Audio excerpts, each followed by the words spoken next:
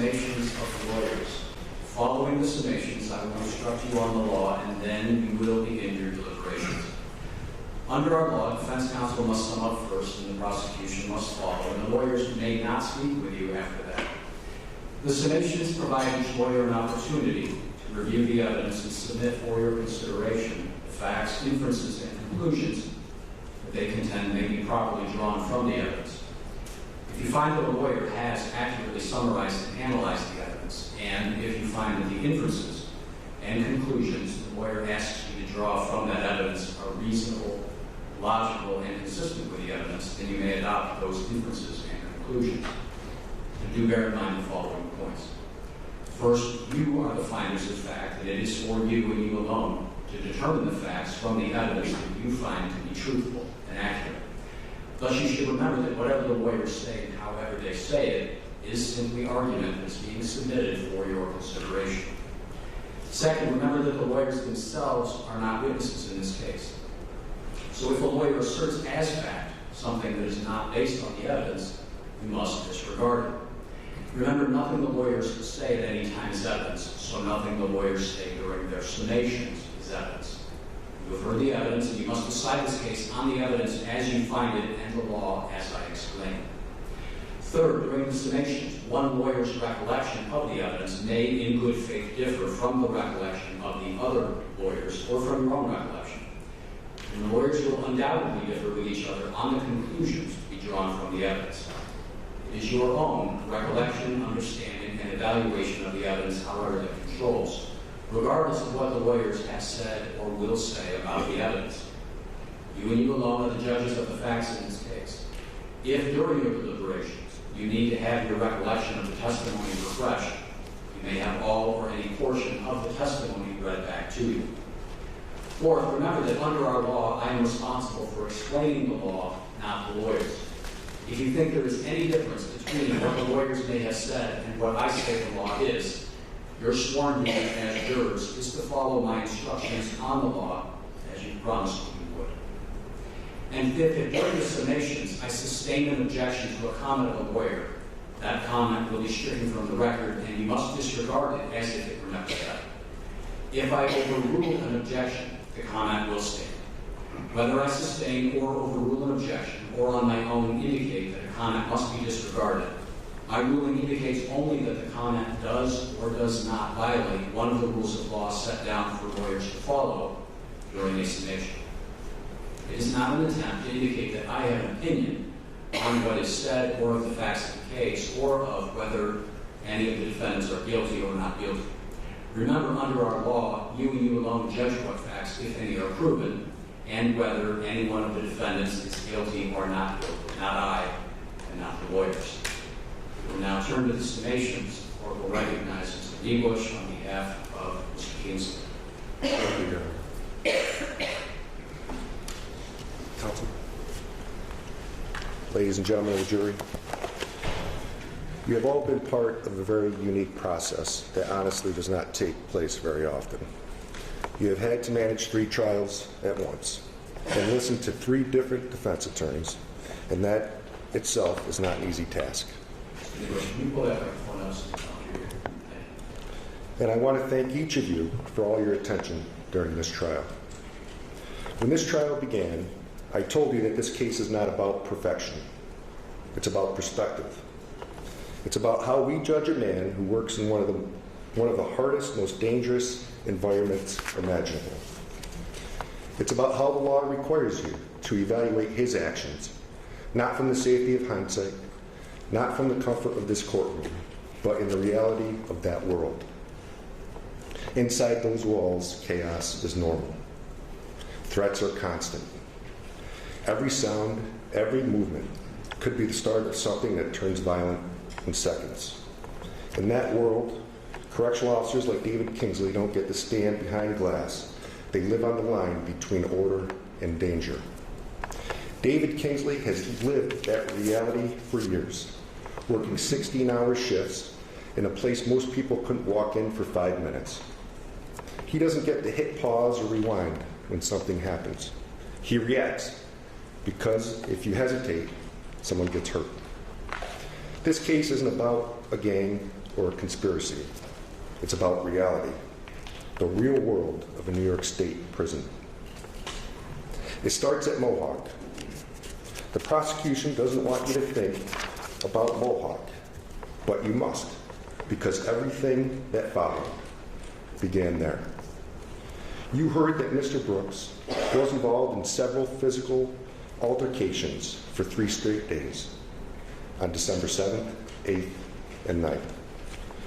You were told more specific information when you heard from incarcerated individual Michael Peacock.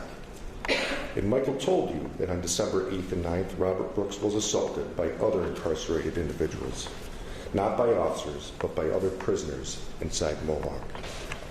Michael described how these people use locks and socks, deadly weapons capable of causing serious internal and external injuries.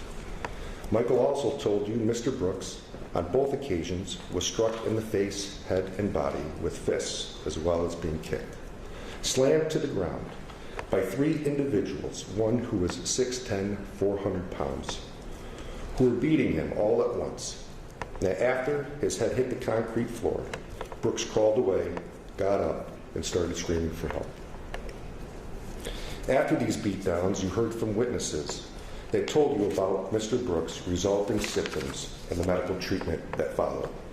The symptoms of nausea, vomiting, headaches, and general confusion, followed by making irrational statements like going on an airplane. All indications that something was seriously wrong with Mr. Brooks. Now, common sense tells you this. If a man is beaten like that, a game beat down, as it was described, hit with swinging metal inside a sock, not limited to his face, you can assume those blows covered his body, and those injuries didn't disappear. They went with him from Mohawk to Marcy. Sergeant David Sayow responded to the 3rd incident on the 9th. He saw Mr. Brooks' face swollen and bruised, and during the pat frisk, he found a sock in one pocket and a lock in another. He told you how quickly that could become a weapon. In seconds. It's a lock and a sock. He said locks are not allowed outside an inmate's cubicle, that it's a serious infraction. Sergeant Sayow also described that just because a lock and a sock are in separate pockets doesn't make them harmless. All an individual has to do is slide the lock inside the sock, and he has a weapon that can cause serious injury and even kill somebody. He explained the pat frisk procedure, the importance of keeping an inmate's hands high on the wall and his eyes straight ahead. If hands comes down, it creates danger. If an individual looks around, it means he's sizing up his surroundings, gauging the correctional officer's position, and contemplating his next move. He also told you that contraband drugs and weapons are hidden everywhere, in clothing and hats, on and inside the body, and even in the mouth. Now, he didn't search Mr. Brooks' hat. I'm not faulting him for that. He did his job honestly and professionally. But it shows how quickly risk can hide in plain sight. It can also legitimize Officer Kessler's concern with Mohawk. Assistant Commissioner Marticello tried to talk about policies and procedures, but he hasn't worked in a housing unit in nearly 30 years. He worked behind those walls for 3 years and got out as soon as he could. He knows what's written on paper, and he even sat there and was able to read those policies to you, but he doesn't know the reality of that world anymore. He does not understand the practical solutions or techniques officers employ to keep themselves safe, such as having an individual keep his hands deep in his pockets. All he could say is that I would want to see his hands. Sergeant Sayow does understand the reality. He works 16-hour shifts, day in and day out. You heard about how short-staffed they are, and about all the overtime that they work. He doesn't go home at 5 o'clock to see his family. He's living in a job where every movement, every second, can turn violent. And the law says this: you must evaluate what happened in the context of that environment, not from the comfort of hindsight, not from the calm of this courtroom, but from that place, the world of danger and unpredictability, where decisions can happen in seconds and hesitation can get you seriously injured and sometimes killed. By the evening of December 9, 2024, Officer David Kingsley was almost at the end of his day, a 16-hour shift at Marcy Correctional Facility. He wasn't pacing the floor looking for trouble. He was standing there watching a movie, waiting for the clock to hit 10 so he could finally go home. He wasn't angry with Robert Brooks. He wasn't frustrated with him. He didn't even know who Robert Brooks was. There was no plan here, no conspiracy, no welcoming committee, no setup to ambush. When Mr. Brooks was transported out of Mohawk and arrived at Marcy, Officer Kessler was called up to the administration building to help get him out of the van. Officer Kessler refused not once, but 3 times. That alone tells you there was no welcoming committee waiting to hurt anybody. He didn't want to go because he didn't want to have to solve Mohawk's problem again. But the Mohawk officers were having trouble.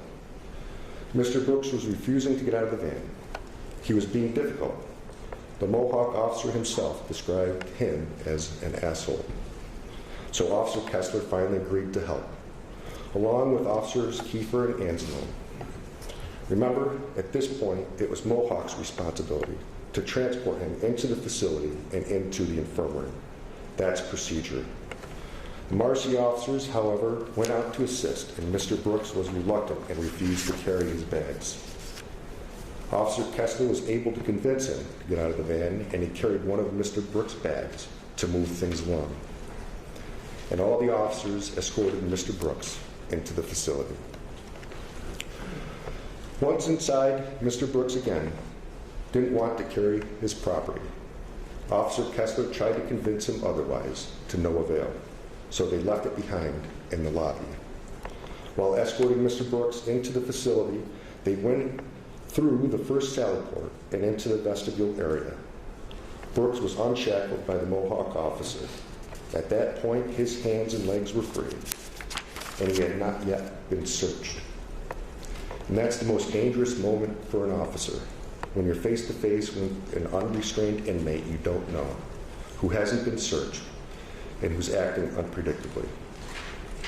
An order was given for Mr. Brooks to put his hands deep in his pockets. That's a safety order.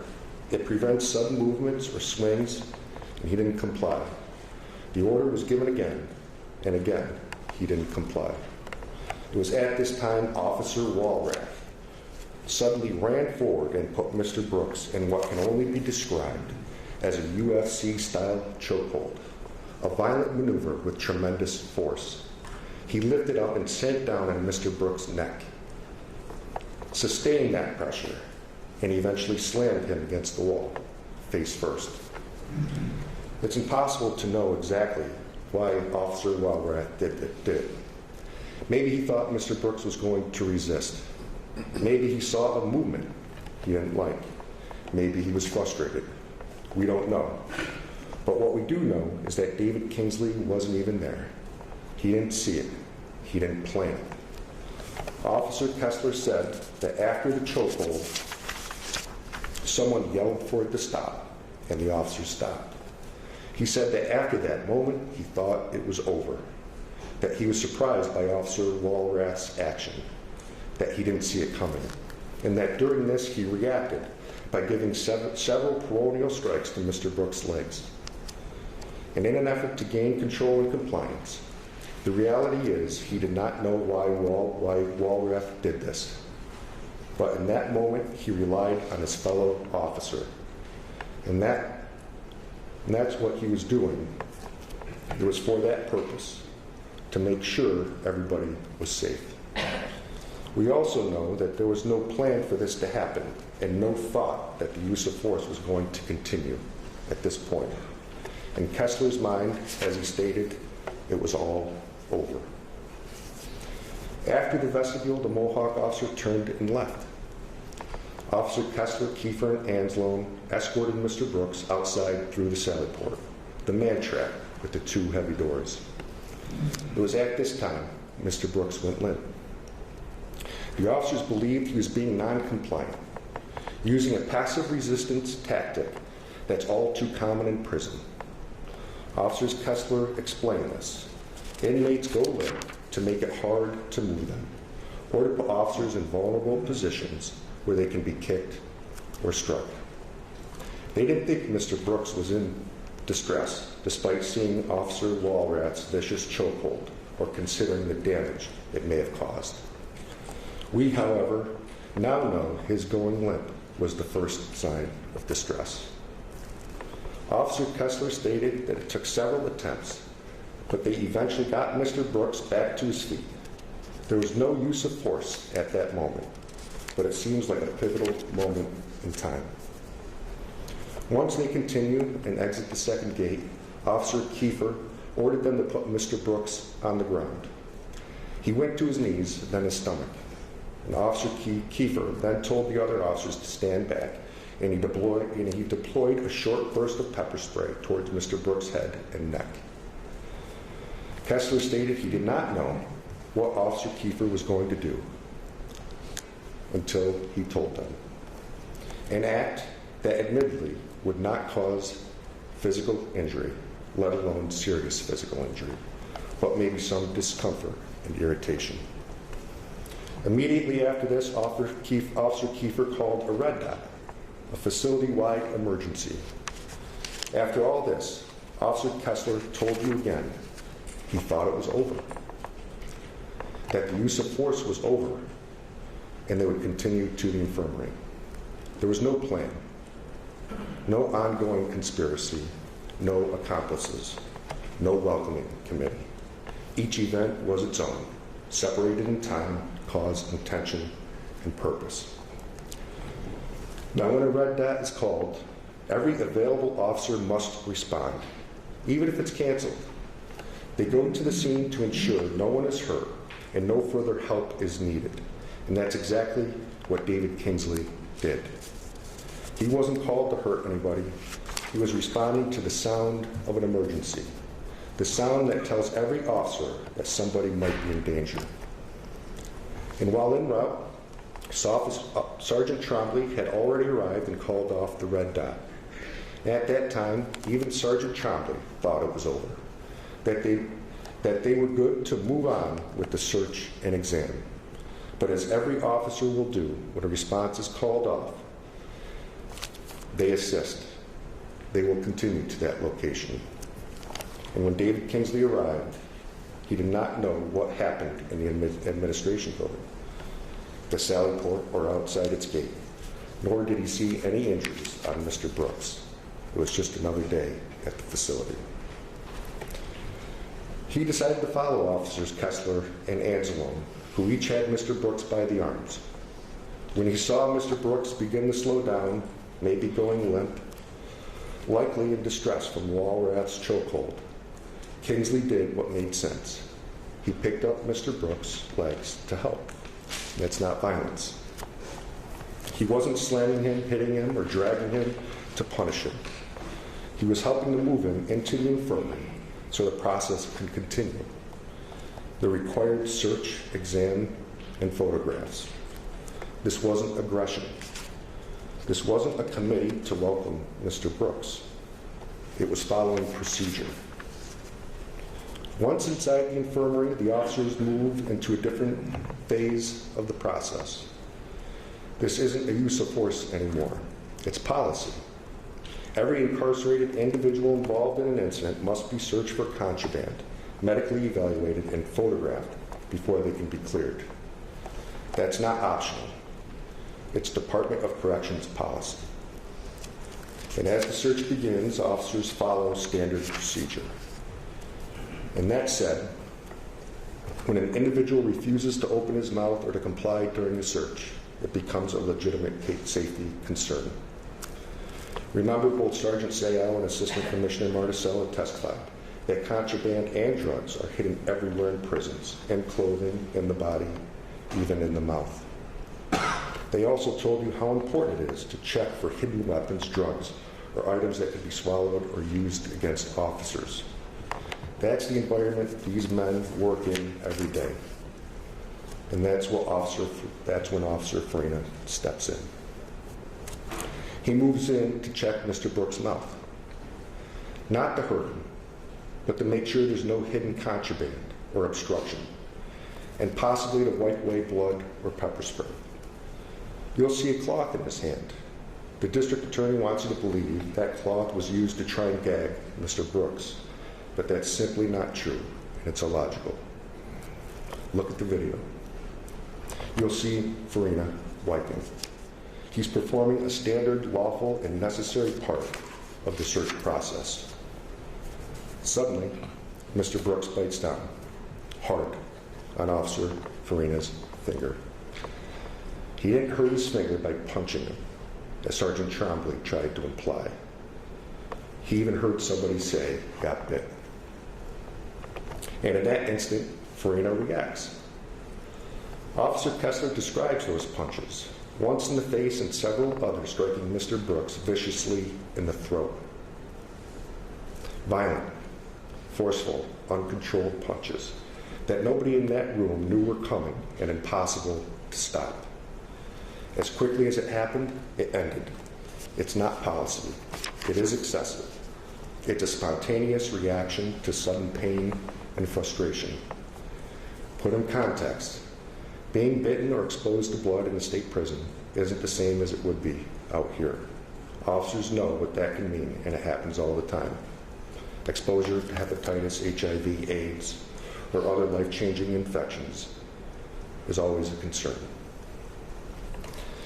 They know the long, uncertain process that follows: testing, medication, and the waiting. That's the kind of panic that drives a reaction like this. Now, where's Officer Kingsley during all this? Right next to Officer Farina, steadying Mr. Brooks' neck and head so the search can be completed. He's not choking him. He has his fists on both sides of the head under his jaw. His fingers are not wrapped around his neck. He's not restraining him to cause pain or obstruct his airway. He's doing what officers are trained to do: control movement in close quarters, try to steady the head and open the mouth. And when Officer Farina starts throwing those punches, Kingsley releases. He shifts, adjusts, and tries to manage the chaos. At no point does he strike Mr. Brooks. He doesn't punch, he doesn't kick, he doesn't act out of anger. Nothing shows David Kingsley is taking any pleasure in what's happening. He's calm, focused, doing his job in the middle of chaos he didn't create. That's not depraved indifference. That's not malice. That's a correctional officer trying to do his job in an impossible place. After Officer Farina punches, the room is tense, but not loud. Even though there's no audio on the video, you can see that most of the officers are not shouting or even speaking. They're moving with purpose. It's not a frenzy. They're trying to regain order and get Mr. Brooks into position because he keeps sliding down the gurney. Multiple officers try to assist, to search, examine, and so photographs can continue. There is no ill intent as suggested. It's in that moment that David Kingsley does what you'll see on the video. He reaches down, takes hold of Mr. Brooks, and lifts him up in a seated position on the end of the gurney. In slow motion, or when it's paused at just the right time, it looks harsh, kind of like the gagging accusation. It is simply not accurate or true. You need to remember this took place in a matter of seconds. A screenshot taken in a moment of time does not show intent or indifference to life. This isn't a deliberate hold or a violent act like we learned when Walrath was in the vestibule. It's a reflexive, reactionary movement, an instinct to get Mr. Brooks upright and steady. David Kingsley isn't striking him. He isn't yelling or showing aggression. He's doing what he's trained to do. trying to keep control of the situation and trying to position Mr. Brooks for the next step in the process. The prosecution wants you to see depravity in those few seconds. But depraved indifference means something else entirely. It means utter disregard for human life, cruelty for its own sake. And that's not what this is. This is a split-second human reaction in a room full of correctional officers trying to do their job. And then what happens?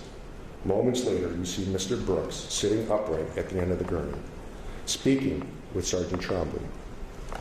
As Trombley stated, Mr. Brooks was mumbling, not making sense. The officers have stepped back.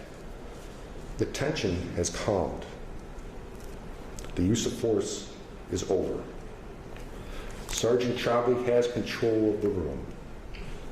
He's getting the paperwork ready, the questionnaire, the photo sheets.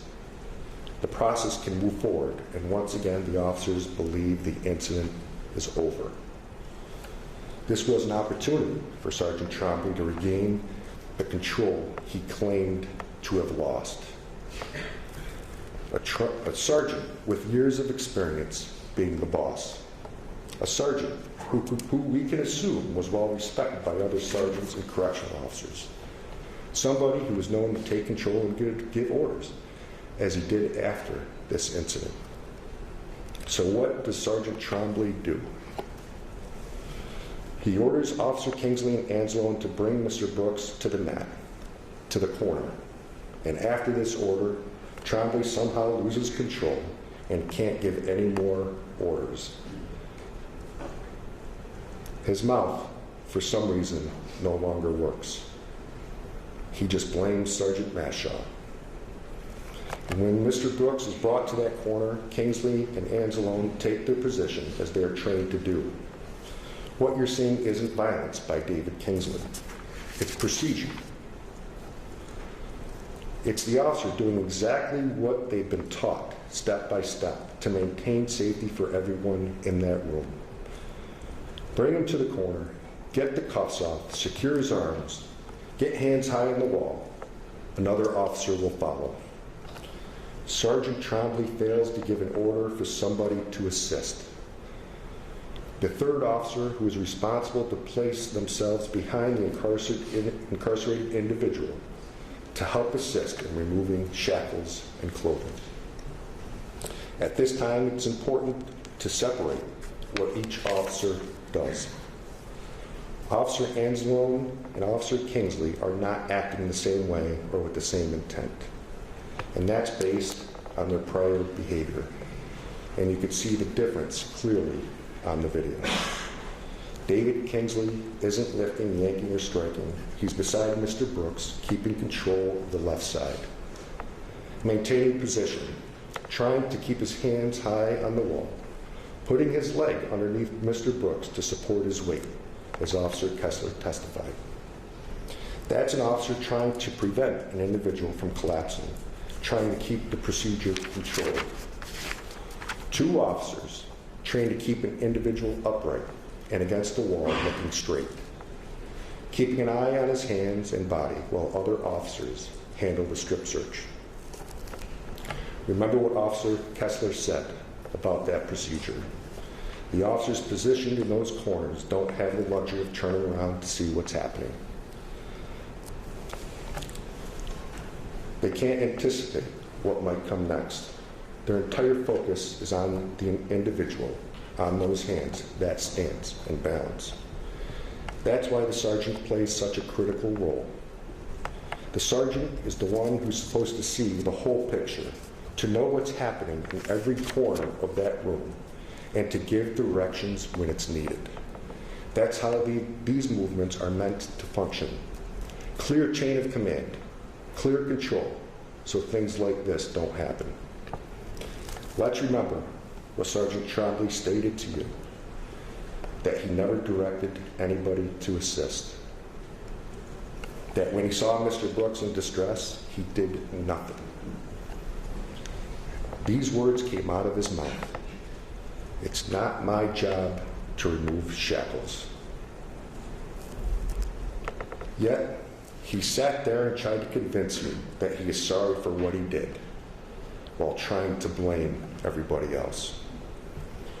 Remember, Sergeant Trombley orchestrated everything after Mr. Brooks left the facility. He crafted all the reports, even going as far as writing Mr. Kingsley's and ordering him to sign it. Then he says, I let him read it. Yet he claims he did not have control. Officer Kingsley is a line officer with the least amount of seniority in that room. All you have to do is count the bars, stripes on all the other officers' arms. Officer Kessler told you at first he thought Mr. Brooks was just being non-compliant, maybe faking it when he went limp in the corner, maybe trying to make the process harder. But then something changed. After a couple minutes, Officer Kessler realized this wasn't acting. Mr. Brooks wasn't resisting. He now believed he was in distress. Something was wrong. So he stepped in without being ordered to. He became the third man, but not to control, to help. He urgently tried to remove the leg irons and the shackles without being ordered, because it was clear to him that Mr. Brooks needed immediate medical attention. And once he freed the restraints, the officers placed him back on the gurney to begin life-saving efforts. And what you do see during these moments on the video, you see Officer Kingsley with one hand on Mr. Brooks' left wrist and Officer Gallagher on the right. They're not striking, not choking, not holding him down to harm him. They're holding those wrists because they don't know what's happening. And policy requires control of the inmate's hands whenever there is uncertainty about an inmate's condition. They could have thought Mr. Brooks might be overdosing. That maybe before transfer he had swallowed drugs or a balloon ruptured. That's why the first step is to administer Narcan.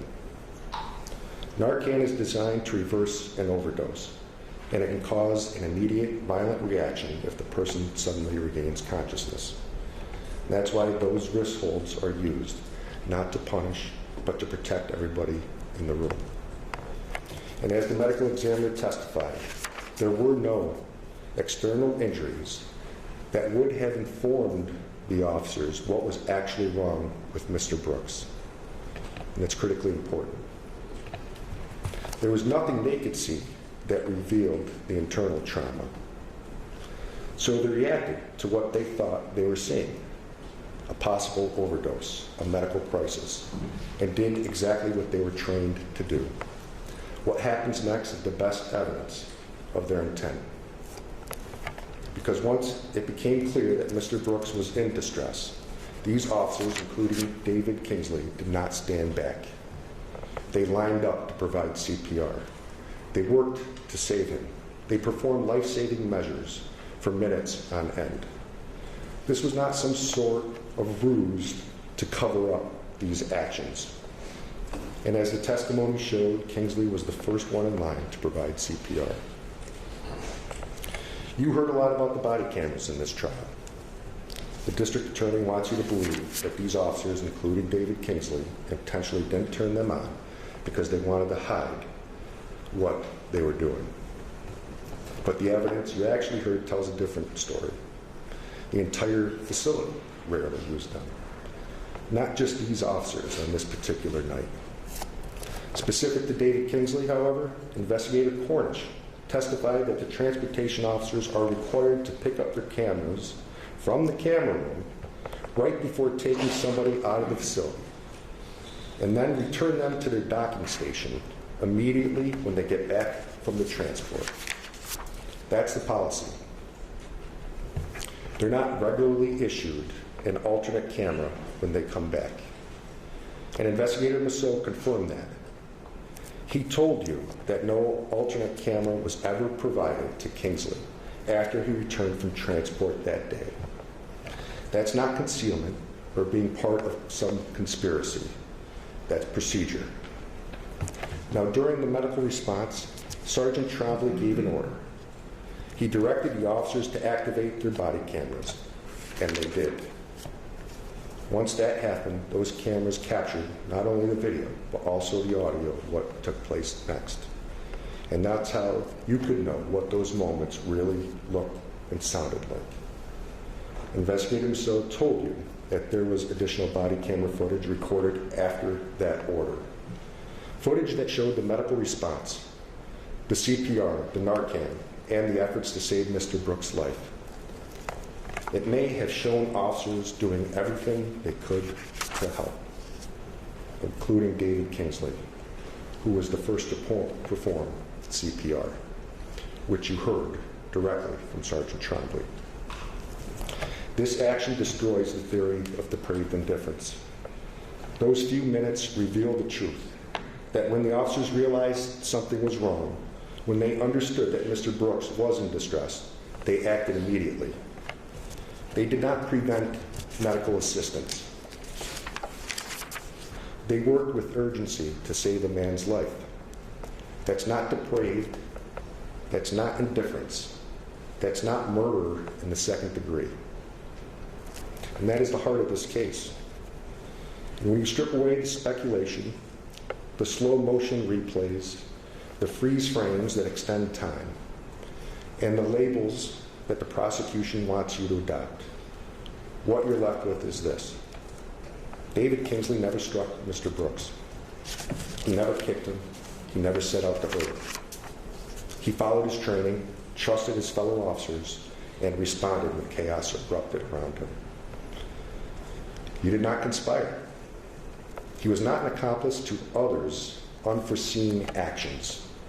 When it mattered most, when Mr. Brooks was in distress, he tried to save him. The medical examiner couldn't say that anything David Kingsley, the medical examiner couldn't say that anything David Kingsley did caused or contributed to Mr. Brooks' death. All she could do was describe his injuries from multiple incidences, including Mohawk, and explain toxicology results that indicated the presence of K2, a drug that can cause many different behaviors and health issues. That alone creates reasonable doubt. And as Officer Kessler said again and again, after each incident, I thought it was over. After the vestibule, after the sally port, after the pepper spray, and after Officer Farina's punches, I thought it was over. Each moment was its own. Separate, distinct, and unplanned. That does not create a conspiracy, a welcoming committee, or an accomplice. And remember this, just because correctional officers wear the same uniform doesn't mean they're part of the same gang. It doesn't mean they have the same motivations, the same knowledge, or the same intent. Just because one officer saw or witnessed something, it does not travel to officers who are in the hallway or in a different room. The acts of some, even those that look violent on video, do not make everyone in that room equally culpable or prove that they were acting together with the same purpose. The law demands that you judge each man individually. And when you do that, you'll see David Kingsley for who he is, a correctional officer who responded to chaos, followed orders, and tried to save a life. Now, the second charge in this case, manslaughter in the first degree, asks whether David Kingsley intended to cause serious physical injury and in doing so cause the death of Mr. Brooks.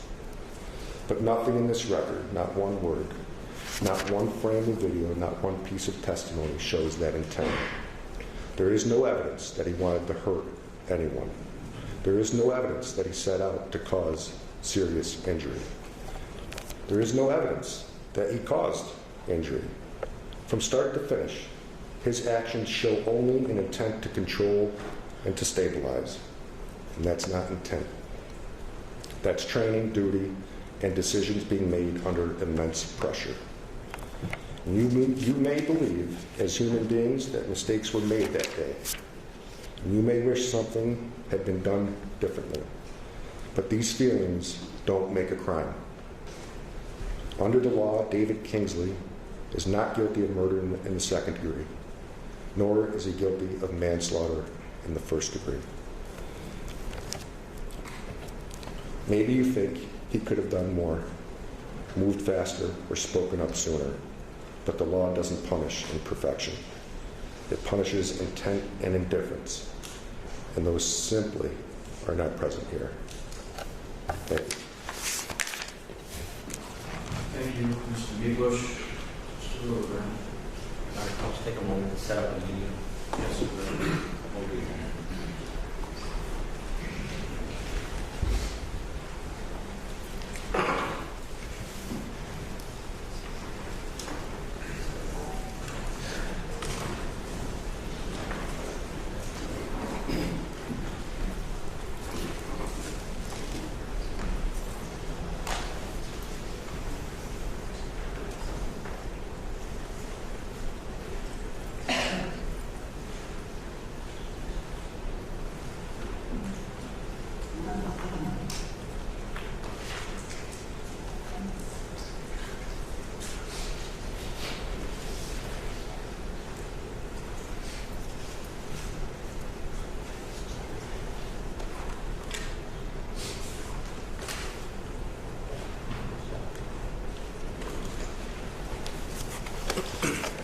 Good morning, folks. And Your Honor, good morning, and counsel.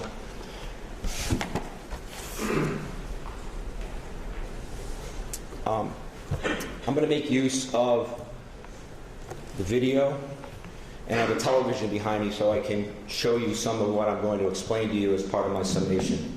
Because I think that the evidence that you see is critical. Before I do that, though, let me begin by thanking you, and I mean that sincerely. Thank you. You've been apart from your families and your jobs, your normal lives for over a week now.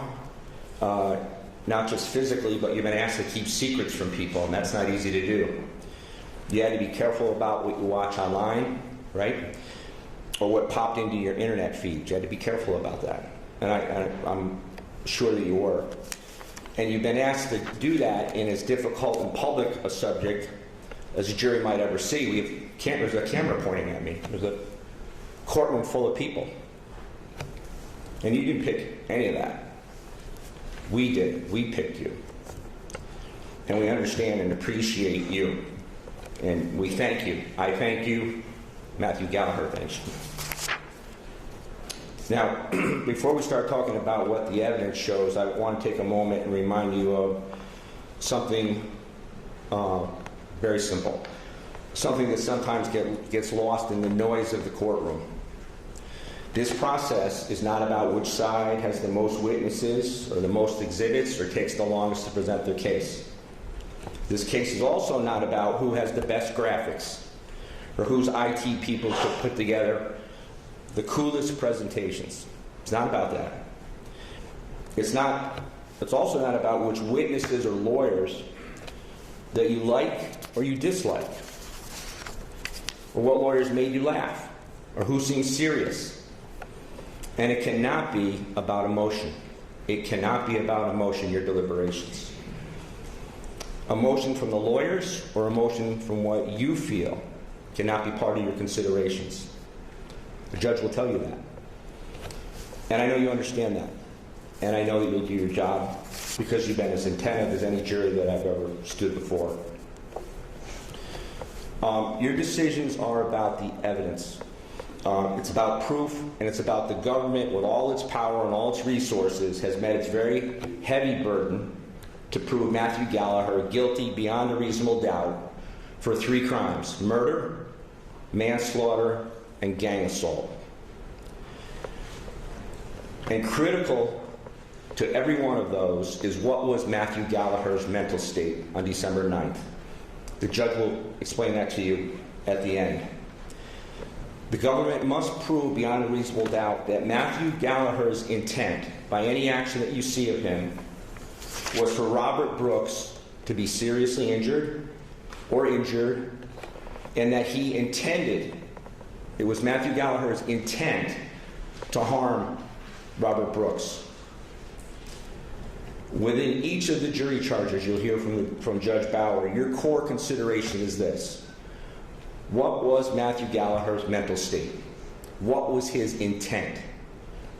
Was he, by his actions, acting with what the law requires be proven, wickedness and evil?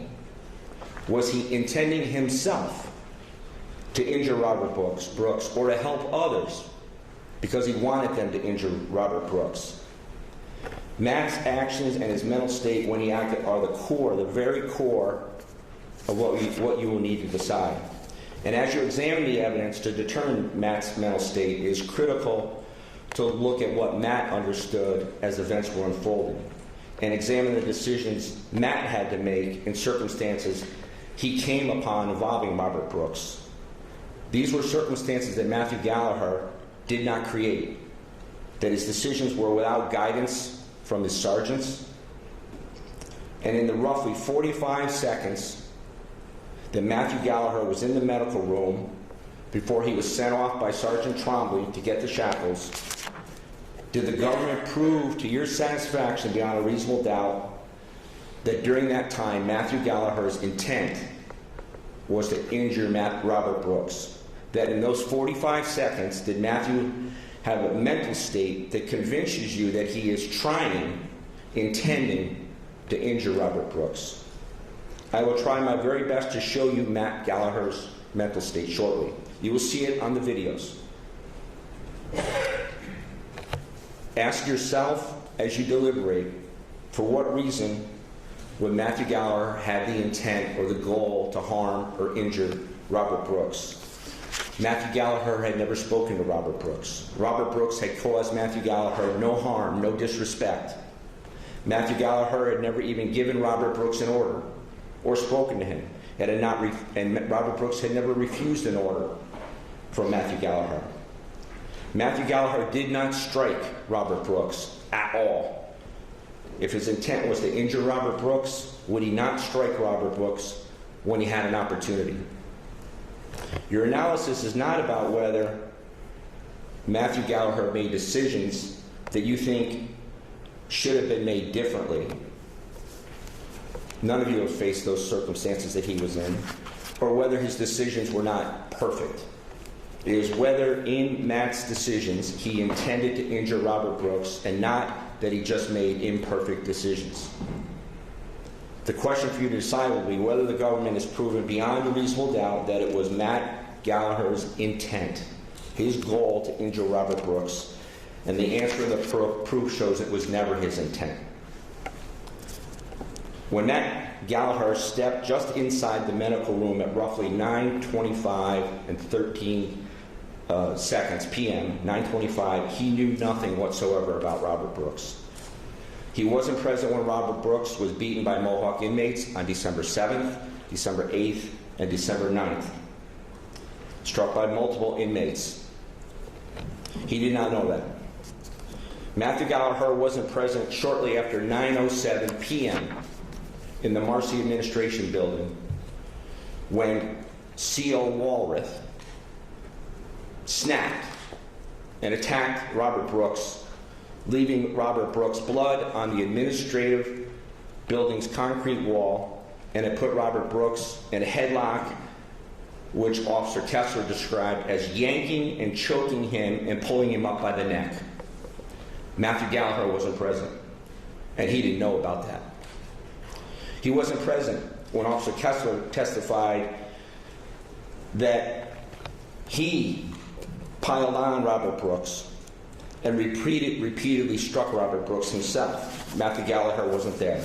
Matthew Gallagher wasn't present when multiple officers had to pull Walrath off Robert Brooks in the administration building. He wasn't present when Robert Brooks went down on the concrete walkway outside the administration building at 9:20 p.m. Nor was Matthew Gallagher present when Keifer punched Robert Brooks twice while he was escorting Robert Brooks to the infirmary. When Robert Brooks was brought through the lobby of the infirmary building, injured, at 9:22 p.m., Matthew Gallagher was outside parking his van and could see nothing about how Robert Brooks was carried into the building or his physical condition. Matthew Gallagher was not in the medical room from 9:22:44 to 9:25:12, 30 seconds, when Kessler and Walrath and Anzalone were in the medical room alone with Robert Brooks, where you get a glimpse of how they were already on top of Robert Brooks from CO named Along, his body-worn camera. You will be able to see a small sample of that, a brief sample from Along's body camera recording into the medical unit. But Matthew Gallagher did not see that. He wasn't present. At that exact time, Matthew Gallagher was just entering the infirmary building, from the outside parking lot, after having parked his van. When Matthew Gallagher was standing out in the hallway, not knowing any of what had happened, from 9:23:06 to 9:24:55, that's how long he was standing out there. He could not see into the medical room. And we do not know what Anzalone, Kessler, Farina, and Walrath were doing to Robert Brooks. From 9:26 until 9:26:37, when Farina and Walrath lost it a second time in the medical room and struck Robert Brooks in front of Sergeant Trombley and Sergeant Mashaw. Matthew Gallagher was not present because he had been sent by Trombley to get shackles from his van. Matthew Gallagher was not present for any of that conduct I just described. 5 different times at Marcy and 3 times at Mohawk where Robert Brooks was assaulted. Matthew Gallagher didn't see it and didn't know about it. The government's allegation is that Matt Gallagher is responsible for the murder, manslaughter, and gang assault of Robert Brooks. That the government has to prove that Matthew Gallagher had the intent to cause Robert Brooks injuries, that Matthew Gallagher was wicked and depraved and inhuman. For stepping forward in the medical room at 9:25:13, when the officers who had assaulted Robert Brooks were unable to move Robert Brooks onto the medical gurney, and Matthew Gallagher pulled him up onto the medical gurney. And then they alleged to support those offenses at 9:26:37 for putting on leg shackles on Robert Brooks. That was his intent, Matthew Gallagher's intent, to harm and injure Robert Brooks. And that was depravity, wickedness, and inhumane. That's what they allege. And that not himself, Matthew Gallagher, calling for medical help before Sergeant Tremblay did at about 9:29 p.m., that also constituted inhumane wickedness and intent to injure by Matthew Gallagher. The government must prove beyond a reasonable doubt but that by those 3 decisions, Matthew Gallagher intended, it was his goal, to cause Robert Brooks injury, or that his actions showed Matthew to be wicked and inhumane, and he did so. Anzalone, Walrath, Kessler, Farina. You saw that they caused Robert Brooks' death. They acted irrationally and without notice. But the heavy finger of the government is pointing this last week at Matthew Gallagher, saying he intended to cause Robert Brooks' death, that he is wicked and inhuman, and that he intended to cause physical injury to Robert Brooks. You were promised much in the government's opening statement to you, and you expected to be shown evidence of reprehensible actions by Matthew Gallagher. You were promised that by both the tone and the substance of the opening statements. These were promises to you, and you would have been reasonable jurors to have expected the government to follow up on those promises. 1, the prosecutor told you repeatedly at the start that they, it was said 10 times, they killed Robert Brooks. He told you he would prove Robert Brooks' death was, quote, a carefully orchestrated act, close quote. And that Matt Gallagher, quote, treated Robert Brooks with depravity. I can imagine what you expected to see. Blows raining down by Matt Gallagher on Robert Brooks as part of the, quote, orchestrated act or a planned meeting to create an orchestrated act. And what was then shown to you by way of evidence to support that promise? That Matthew Gallagher never struck Robert Brooks and was never shown even to try to injure Robert Brooks. Matthew Gallagher walked into a situation in the medical room at 9:24:55 p.m. that he did not create. He orchestrated nothing. All the conduct that was promised you, that they would prove to you that Matt Gallagher did, was done by others. Anzalone, Farina, Kessler, Walrat. None of it was done by Matthew Gallagher. Second, you were told in the opening that the government witnesses were to show you that Matt Gallagher was part of a gang. Remember how it was said, a gang. You heard that several times. 3 times. What gang did they show you that he was part of? Sergeant Tromley told you that these CO employees were not even friends. They don't hang out. They are co-workers. They're owned by Docs. Docs tells them how to dress. Docs tells them how to act. They're owned by Docs. They go to work in a horrible setting, and they're not buddies. They're co-workers. They're not a gang. They work shifts on different days, double shifts, triple shifts. There were 204 employees in that prison that day because there were 204 cameras that had been used. And COs don't know who they would be placed with on any shift. They don't plan or orchestrate anything together. There was no meeting beforehand or plan, and it certainly was not a gang.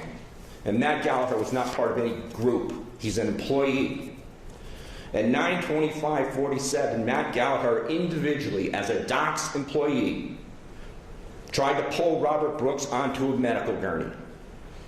Shortly thereafter, he was told to fetch leg shackles because his work supervisor told him to do so. They could be put on ankles of Robert Brooks. Where is the gang in that? Isn't that a man doing his job? Third, you were also promised at the outset that the government would bring forth evidence that Matt Gallagher had intent to cause Robert Brooks physical injury. That there was a plan that Matthew Gallagher was a part of. More specifically, you were told, quote, Matthew Gallagher's operandi was to cause physical injury to Robert Brooks, close quote. That means that Matthew Gallagher had done it before. It's his MO, you were told. That was made up. At the opening, you were promised you would seek proof of Matthew Gallagher's brutality. Here's what you were told. Good Lord, did they intend to cause physical injury? You won't have any doubt of that whatsoever. Good Lord, they caused his death. Matthew Gallagher did not cause Robert Brooks' death. You were shown in evidence that Matthew Gallagher did not strike Robert Brooks. Never. Matthew Gallagher did not cause Robert Brooks' death. That must have been a surprise after hearing what you were told and promised in the opening.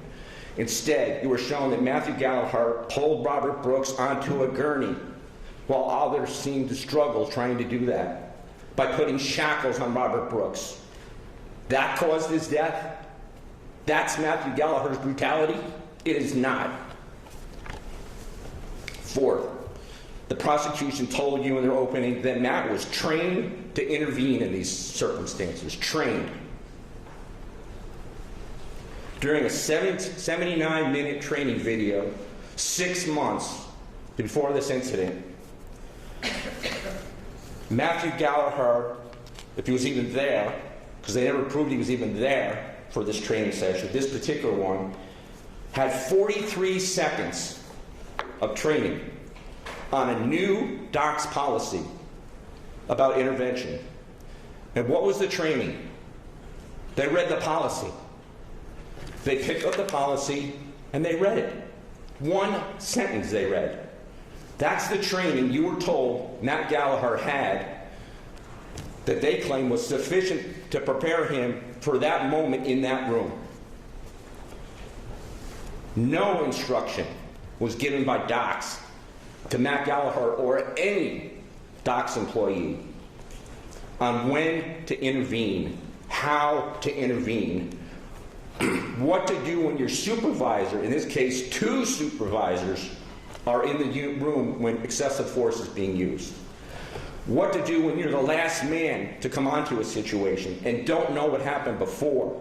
No training in that.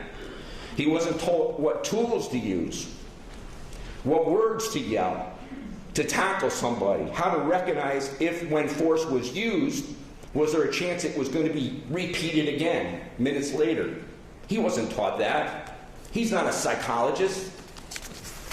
Training, there was no proof of training.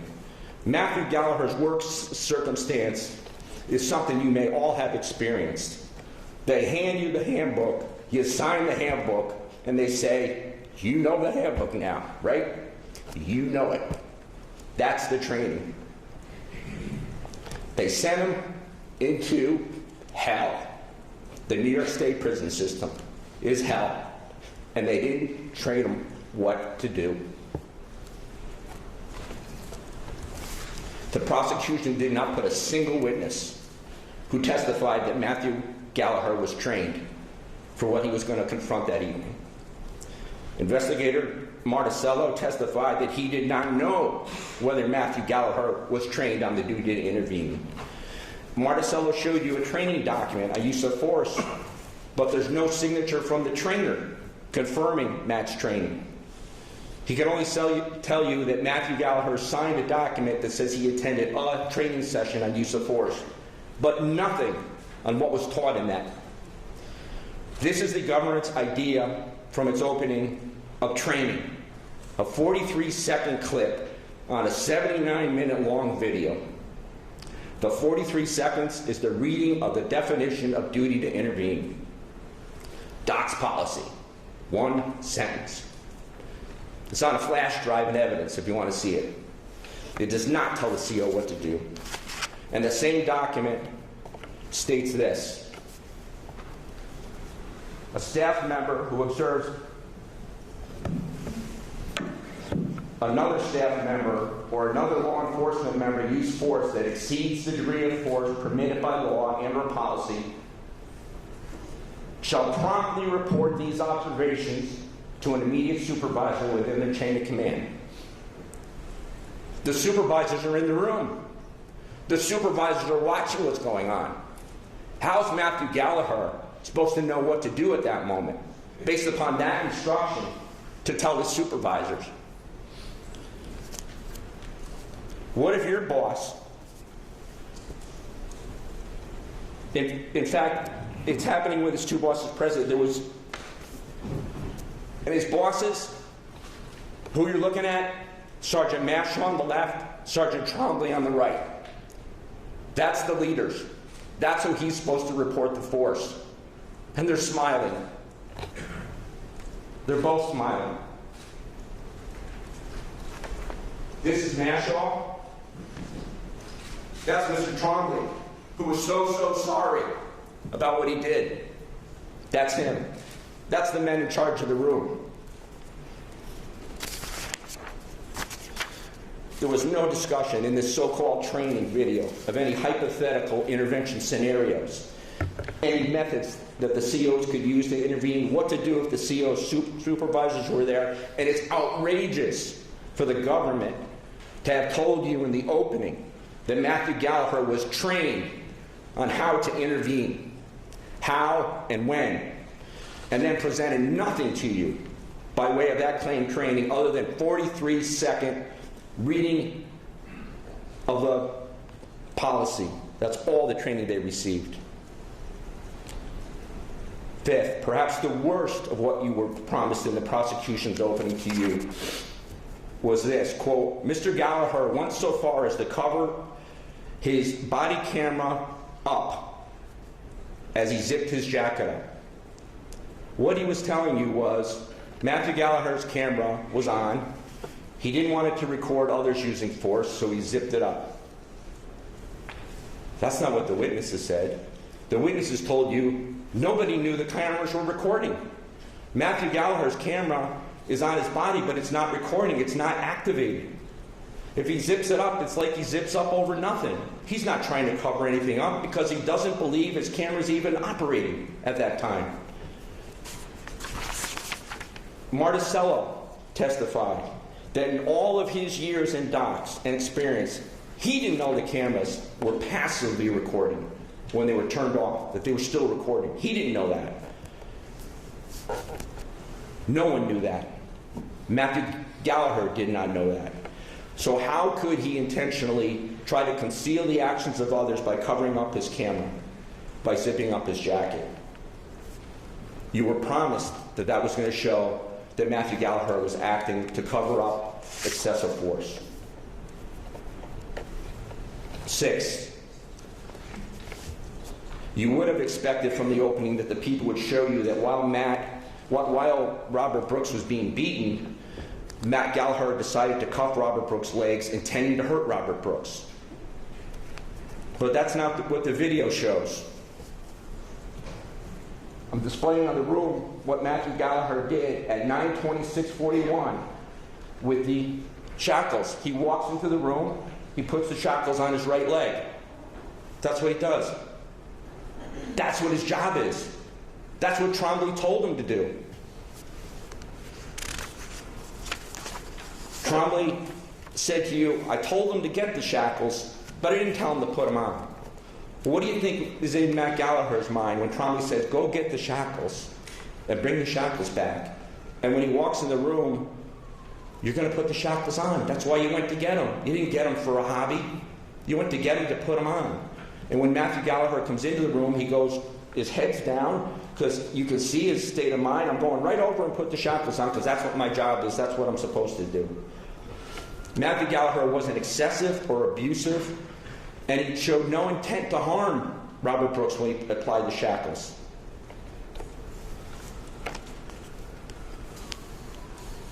You can also see when Matthew Gallagher returned, Robert Brooks' legs were being held.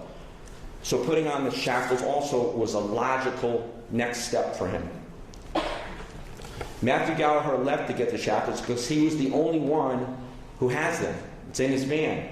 When he returns with the shackles, no one is striking Robert Brooks. When he comes in right here, there's no one striking him. As you were promised you would be told.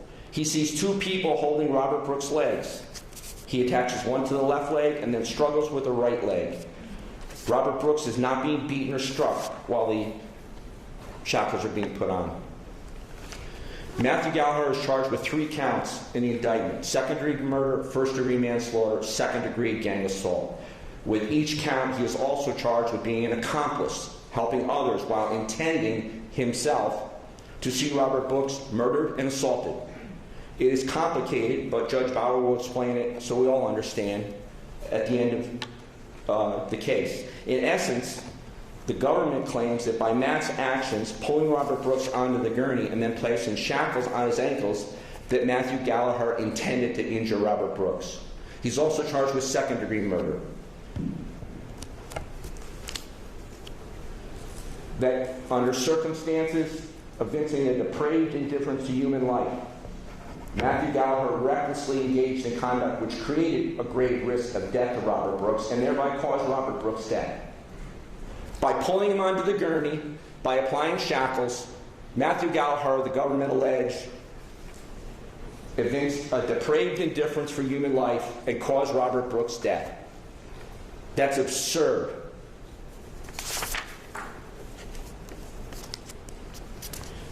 Depraved indifference, which you can see as part of having to prove depraved indifference murder, has a definition, which you're going to hear from the judge, but I'll show it to you. Depraved indifference to human life means utter disregard. Utter disregard, a wicked, evil, or inhuman state of mind. That's what's alleged, that they allege they've proven that with Matthew Gallagher's actions that I just told you. They also have to prove that he acted recklessly and created a grave risk of death. By pulling him up onto the gurney, he created a grave risk of death, according to the government. That he consciously disregarded a risk when he pulled him up onto the gurney and applied the shackles. And that those two actions constituted a gross deviation from the standard of conduct that a reasonable person would have done under the same circumstances. The government alleges that Matt's depravity, his depraved indifference to human life, his wicked, evil, or inhuman state of mind, they believe they've proven that to you. Because they have to prove that, or this charge has to be dismissed. Count 2 is first-degree manslaughter, second murder-related charge. They have to prove that Matthew Gallagher had intent to cause serious physical injury and cause the death of Robert Brooks. That he intended to cause physical injury to Robert Brooks, while pulling him up on the gurney and shackling him. That was his intent. Intent to cause physical injury and cause death. A conviction for this charge requires intent. This is different from a depraved indifference. Here the government must prove that Matthew Gallagher, by his actions, intended to cause serious physical injury.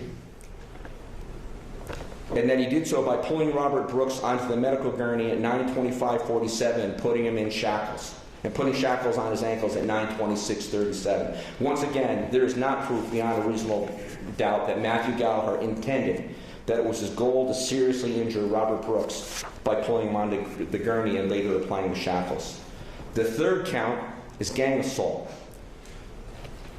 The government has to prove beyond a reasonable doubt that Matthew Gallagher intended to cause physical injury to Robert Brooks, was aided by two more persons actually present, and caused serious physical injury. The first one is the key. They have to prove beyond a reasonable doubt that Matthew had the intent to cause physical injury to Brooks by his actions. Again, repeatedly, the word intent. This crime, again, requires the government to prove that Matthew Gallagher intended to cause physical injury to Robert Brooks beyond a reasonable doubt. And as with other charges, the government, it alleges, it is proven that Matthew Gallagher intended to cause physical injury by his actions. All counts are charged under an accomplice theory of liability. This means that Matthew Gallagher acted with the mental culpability required for the charge, and he solicited, requested, commanded, importuned, or intentionally aided those others engaged in the criminal conduct. That's a mouthful. But what does it mean? It means that he helped people cause the death of Robert Brooks, serious injury or injury to Robert Brooks, and he intended by his actions that would happen. That was in his mind, his goal. That his goal in moving Mr. Brooks up onto the gurney, he wanted other officers to then assault him further and kill him. That's what he wanted. That he wanted them to injure him further.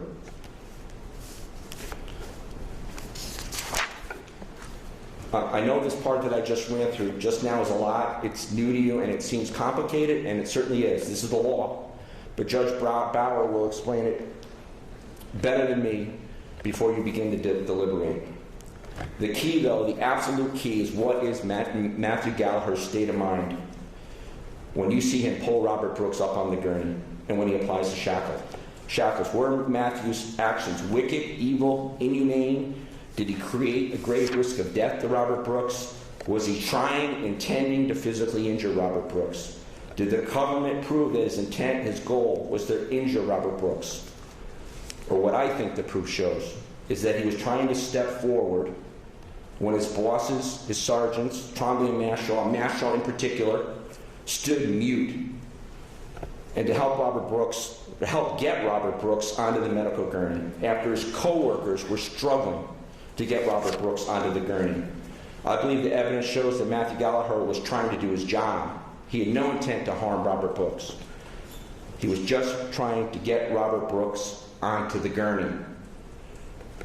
And I believe the evidence shows that Matthew Gallagher's job was to respond to this reasonable order from Trombley to get shackles from his van, to get the shackles when his boss told him to get the shackles, to get them because his boss thought they were necessary, and then when he returned to apply the shackles, as he would any inmate who the boss wanted to be shackled.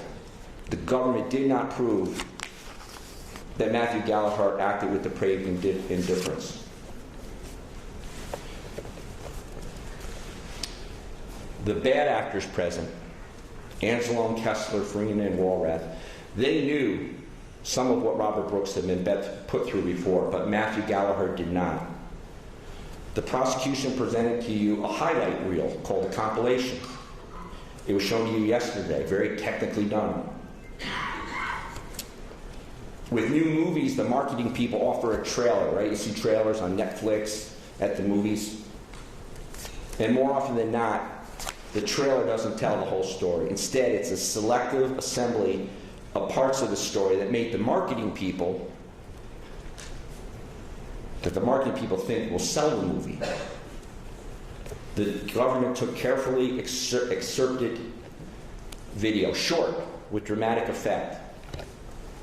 They highlight that which they claim shows people in their briefest and worst light. They exclude the context. They exclude anything that contradicts the message. In one of the images, the prosecutor showed a photo of Matthew Gallagher with a smile. I suspect he's going to show that that's evidencing guilt or indifference. So I think they suggest, for whatever reason, have you ever managed to smile in a setting that you shouldn't? In this trial, was there ever a moment when you smiled? What if that smile was photographed? And what if the photo was going to be used to define you, to define your character?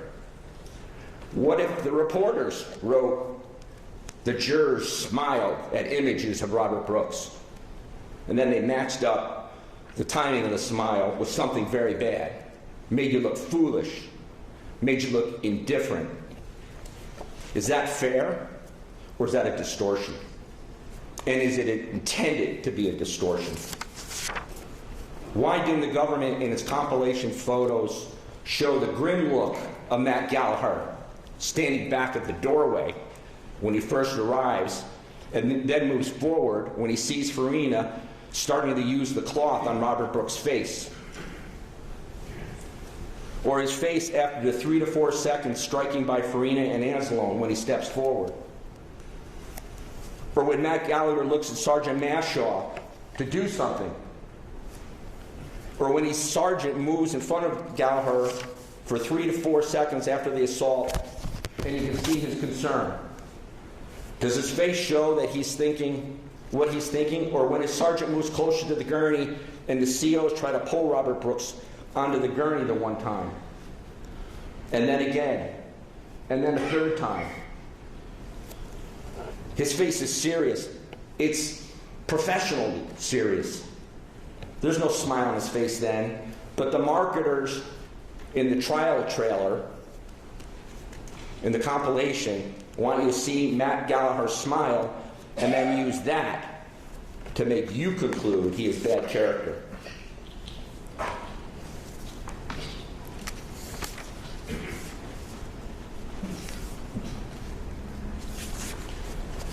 The people have told you that Matt Gallagher had depraved indifference because he knew he had a duty to intervene and did not act on it. Judge Bauer will instruct you that there is no duty to intervene in New York state law. It does not exist. It is not a law. And that you cannot find that Matthew Gallagher is guilty of the offenses solely by failing to intervene, because no such law exists. But the government will argue, and can argue, that you are to consider what you think that Matt Gallagher was taught, his training on intervention, or what he knew about intervention. And I'll speak to that further in a few minutes. You have to decide if the prosecution proved beyond a reasonable doubt that Matthew Gallagher's actions, moving Robert Brooks onto the gurney and putting on shackles, that those actions involve actions of a person with an evil or wicked mind. Matt Gallagher's state of mind is paramount. I'm being repetitious because I want that to sink in. His state of mind is what matters. What will help you to determine his state of mind? What he knew when he was acting, what he did, and what he didn't do. First, Matthew Gallagher was not present for what happened in the administration building when Kessler assaulted Robert Brooks.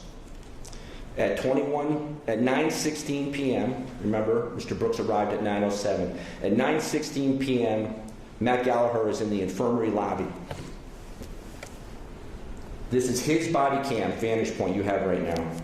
He and the other COs in the infirmary were watching a Tom Cruise movie. A call came in over the radio that there was an in-draft or a new inmate coming to Marcy. Matt Gallagher walked down the hall of the infirmary to talk to the nurses.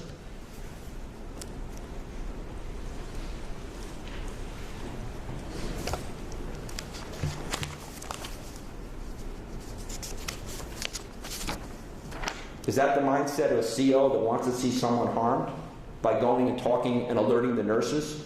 Or is he likely connecting with the nurses to be sure Robert Brooks receives medical care when he arrives to the infirmary for his intake medical exam?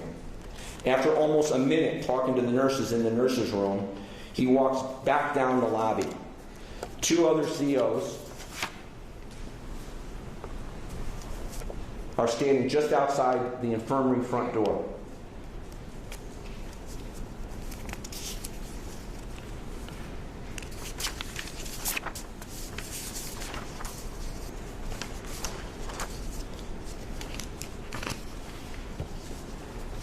Then the red dot call comes in. The in-draft has changed. It's a call for an emergency backup. Now instead of a simple inmate transfer, it's an emergency. COs need help. So that's the message. This is Matt Gallagher's duty as a CO, to respond to calls for backup. Kessler told you that. Trombley told you that.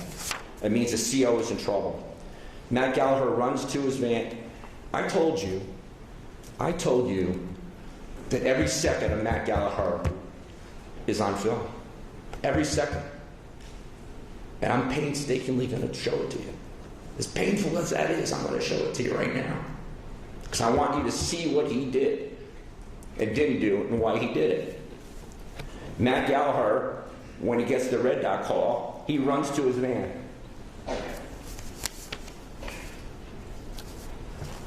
He gets in the van and then he drives the van to where the red dot call indicated there was the problem, which is the walkway outside the administration building. It's dark. He can't see much, and there's another van in front as he pulls up the walkway. It's Farina's van. It's in front of him. That's Farina's van. That's the administration building. Right there on the right is Matthew Gallagher's van. He walks up to Farina's van and opens the side door, assuming that the COs are going to put the new inmate, who's Brooks, into it for transport when they arrive from the administration building. He's opening Farina's van. His camera shows that he can't see if any force was used on the walkway. He's too far away. He's not involved. He just stands next to the van. Instead, 6 COs and 2 sergeants walk towards and right by Matthew Gallagher with Brooks and do not put Robert Brooks into Farina's van. They walk right past him. They walk past the van, and now you're seeing their back end as they go by. The COs escorting Brooks, who is handcuffed, are Anzalone with his backwards hat on, and Kessler, right there. Behind them are Farina and Kingsley. Farina, who's one of several people that act like an animal that night, is not a sergeant. But Trombley testified he's an experienced, specialized officer on the crisis intervention unit. He's more experienced than Matt Gallagher. And following them then is Sergeant Mashaw, Walrath, and Keifer. Keifer's holding the inmates' records, and Sergeant Trombley. 2 supervisors, 2 sergeants, Trombley and Marchand, and Farina, who was a member of a special unit. All seems good. Crisis over. Here's what Matthew Gallagher does not know. According to Kessler, Robert Brooks likely is already seriously injured. According to Kessler, Walrath had snapped in the administration building shortly after the 907 arrival. And Walrath, by all accounts, is also an animal. He had choked Robert Brooks, yanking him up by the neck, punched him, and Kessler had punched him, both repeatedly. Walrath had to be pulled off of Robert Brooks. This is after 9:07 p.m., the time period when the medical examiner, the doctor who testified on the autopsy, told you that Mr. Brooks suffered his deadly injuries. It was at that time. But Matthew Gallagher knows none of that. He is out in the parking lot driving over to Farina's van. As the 2 sergeants and 6 COs pass Matthew Gallagher, not a one even acknowledges Matthew Gallagher. He's invisible. It's the first of several times over the next 15 minutes. And mark this, by 15 minutes from now, Robert Brooks is almost dead. When the 6 COs pass Matthew Gallagher at Farina's van, they don't acknowledge him. It's the first of multiple times that Matthew Gallagher appears invisible. He's invisible the whole time to his colleagues. He's not one of the boys. No one pays attention to him. The COs escorting Brooks down the hallway, walk right past them. And none of the COs later, outside the exam room, talk to him as he walks up and stands out in the hallway. He appears as a loner. Kessler ignores him. Marchand steps in front of him as if he's not there in the exam room. For Trombley, his only direction, his only acknowledgement of Matthew Gallagher is fetch. Fetch the shackles. The COs escorting Robert Brooks go from the walking Robert Brooks to dragging Robert Brooks to carrying Robert Brooks as they make their way towards the infirmary building. On the way to the infirmary, while Matt is not even there, Kessler punched Brooks again twice. That's what he said. Matt did not see this because he was driving his van back in the parking space. Robert Brooks is then being brought inside the infirmary building at 9:22 p.m. in 30 seconds. 9:22. There are now 4 officers with him as they go through the lobby. Still, Kessler and Anzalone carrying him on his shoulders. Kessler had punched him twice on the way to the infirmary. Kingsley is now holding his legs, and Walters is walking behind. This is coming into the lobby of the infirmary building. And that 4th person right there, that's not Matt Gallagher, that's Walters. Robert Brooks is injured, but Matthew Gallagher doesn't know this. He's still outside in the parking lot, and he's seen nothing so far that would cause him to believe there is any problem. He goes back to his van at the walkway, and then he drives and reparks it at 9:23 is when he parks it. By now, Robert Brooks and the officers are through the infirmary building lobby and down the hallway towards the medical room. If you look at this next side-by-side photographs, in the right-hand corner is 9:22 and 32. This is Mr. Brooks being carried through the lobby by the officers. At 9:22:32, this is Matthew Gallagher's body cam. He's in his van. He's nowhere near them. No one is in the lobby when Matt Gallagher comes in except Trombley, who's on the telephone. Robert Brooks has been brought by the officers down the hallway and into the medical unit at 9:22:43. This is a slide from Officer Abel. They've just gone in the room, and on the right-hand side is a nurse looking in the room. Once in the room, several officers, likely Kessler and Walrath, who beat Brooks in the administration building, and Anzalone, none of whom can be made out because their backs are to Alon's camera, that appear to be on top of Brooks. in the medical room. The only image of that is from Officer Along's body-worn camera, which I'm going to put up on the screen. At that moment, there's 3 to 4 officers on top of Robert Brooks in the medical unit. Matthew Gallagher, at that moment, is nowhere near the medical unit. He's coming in the door. This is him coming in the door as they're in the medical unit on top of Robert Brooks.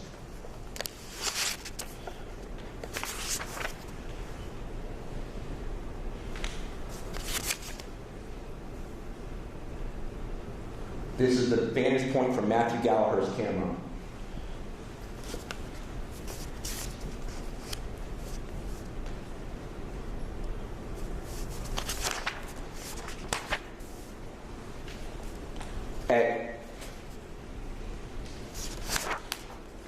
Multiple officers, actually I'm going to show the next slide, Ash. This is at 9:22:52. This is the medical unit. These are the officers in on top of Mr. Brooks. And this is the vantage point at that same moment of Matthew Gallagher. He's out in the parking lot. He knows none of what's going on. While Matthew Gallagher is down in the hallway, multiple officers come down to the area of the medical room. They go back and forth, they mill around, and they leave. Matt stands in the hallway and can see the nurses in the hallway. Slide 34, Ash. That's the nurses. This is Matt Gallagher's vantage point, and beyond him is the nurse looking into the room. At 9:23:16, this is where Matt Gallagher stands in the hallway. Right there. That's Matt Gallagher on the left. He's had zero involvement with Robert Brooks. He knows nothing about Robert Brooks. They've had no interaction. To Matthew Gallagher, this is a typical in-draft, and he does stand in the hallway because the medical room has a sergeant who he can see and COs who he cannot see in the room. He's just not needed. For the next 119 seconds, Matthew stands in the hallway several feet from the entrance to the medical unit. He's casually talking to officers. He doesn't seem depraved. He doesn't seem to have an evil mind. He's literally hanging out.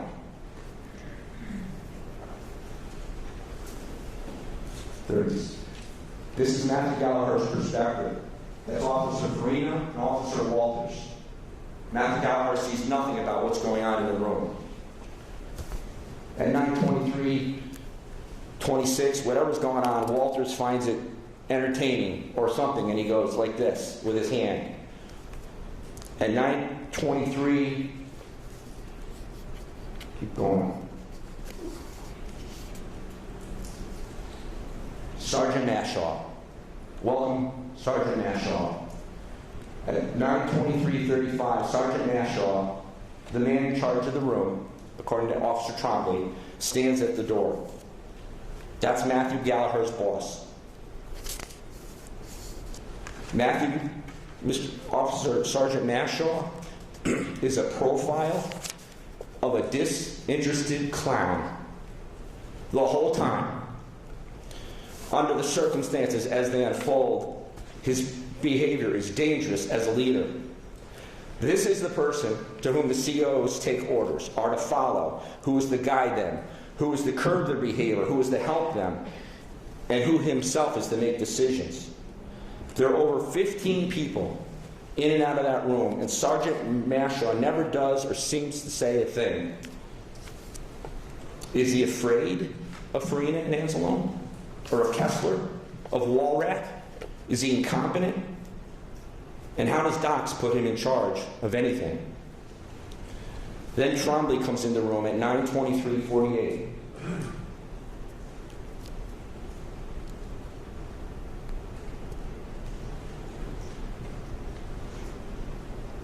Right there is Sergeant Trombley. And right behind him is Walrath, the animal. Now there's a second supervisor in the medical room. Trombley's in charge, I think. He runs the shift, he runs the infirmary, but he told you, convoluted, that Mashaw runs the incident. I don't know if they know who's in charge, but somebody's in charge. Trombley told you he came down the hallway and he said he heard a scream. But watch the tape right here. He's got a smile on his face, no one in the hallway is moving or appears concerned, and the moment Trombley turns into the room, other than Mr. Brooks having blood on his nose and being on the end of the gurney, nobody appears to be doing anything. Kingsley's leaning on the counter. Anzalone has his hand on the back. And I believe it's Kessler has his hand on the back. Doesn't appear there was screaming coming down the hallway. It's Trombley's job now to meet with Brooks. To Matthew Gallagher standing out in the hallway after having been there 2 minutes, this is still a typical in-graft of which he has little interest. He gives a thumbs up to one of the officers who walks out.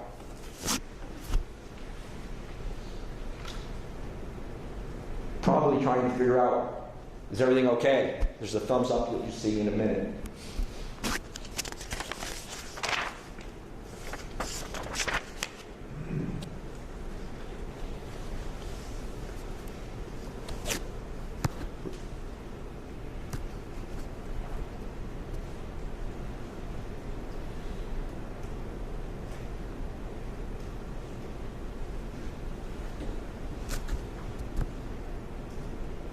I might have been earlier, but it's on there, and it's not important actually. It's now 9:25 and 12 p.m. 9:25, 12. Robert Brooks has been on site since 9:07. That's 18 minutes. Matthew Gallagher has still not seen Robert Brooks, other than passing by his van in the dark at 9:21, 4 minutes before. Robert Brooks has been alone in that room with Anzalone, Kessler, and Walrath who were involved in 3 incidents. 2 of the 3 had struck him in the administration building and another in the walkway. And several others were also in the medical room, kneeling on top of Robert Brooks. Sergeant Mashaw is at the doorway, supposed to be monitoring what's going on. And Sergeant Trombley, who would be working with Robert Brooks to check him in, is supervising everyone in the room, if Mashaw wasn't there. Matthew Gallagher looks in the room the first time at 9:25:15. Slide 40.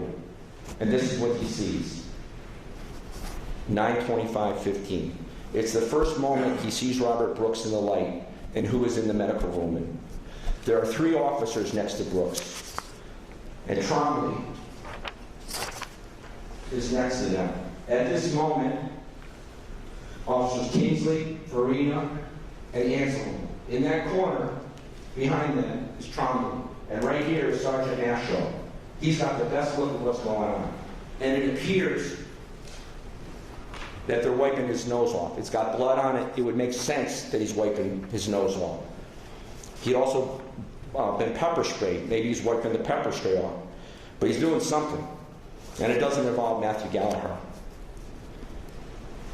He's in the room watching and taking everything in for 5 seconds. From behind Sergeant Mashaw. 5 seconds. And it appears then that Robert Brooks bites Farina at the end of those 5 seconds. Farina is a long distance away, a good distance away, long is relative, from Matthew Gallagher. And in between Matthew Gallagher and Farina is Sergeant Mashaw. And Farina reacts to the bite by assaulting Robert Brooks several times in the head and maybe the neck as Anzalone hits his legs. You've seen that image a lot. It lasts 4 seconds, from 9:25:20 until 9:25:24. It's horrific. But it's 4 seconds. And it's over. You saw Mashaw take a half a step in and stop and settle back. He's not doing anything. There's not a thing Matthew Gallagher, from his location in the doorway, could do to have stopped Farina. He wasn't in the room 5 seconds before it happened. And then it took only 4 seconds for it to start and be done. As importantly, his 2 sergeants, the bosses in the room, they don't move. Both are closer to the gurney than Matthew. Sergeant Trombley can touch them. He's that close. And Mashaw is in front of Matthew. Both Kessler and Trombley testified that there was no notice before Farina snapped. Kessler testified he was shocked and didn't know what was going to happen. Trombley testified that he didn't expect it to happen. But then it stops. As quickly as the assault happens, it ends. Trombley told you it was over. He thought the use of force was over. And Matthew Gallagher would also believe it's over. He's been in the room 5 seconds when Farina and Anzalone lose it, and once it's over, there's nothing for him to do. There's nothing more to stop. But there are steps Sergeant Trombley and Sergeant Mashaw are required to do at that moment. It's now disciplinary. It's supposed to be disciplinary at that moment. And Sergeant Trombley is supposed to tell those officers right then, Farina and Anzalone, to leave the room. It's policy. Trombley testified. DOCS has a policy that if an officer is involved in a use of force, he has to be removed from the vicinity of the inmate.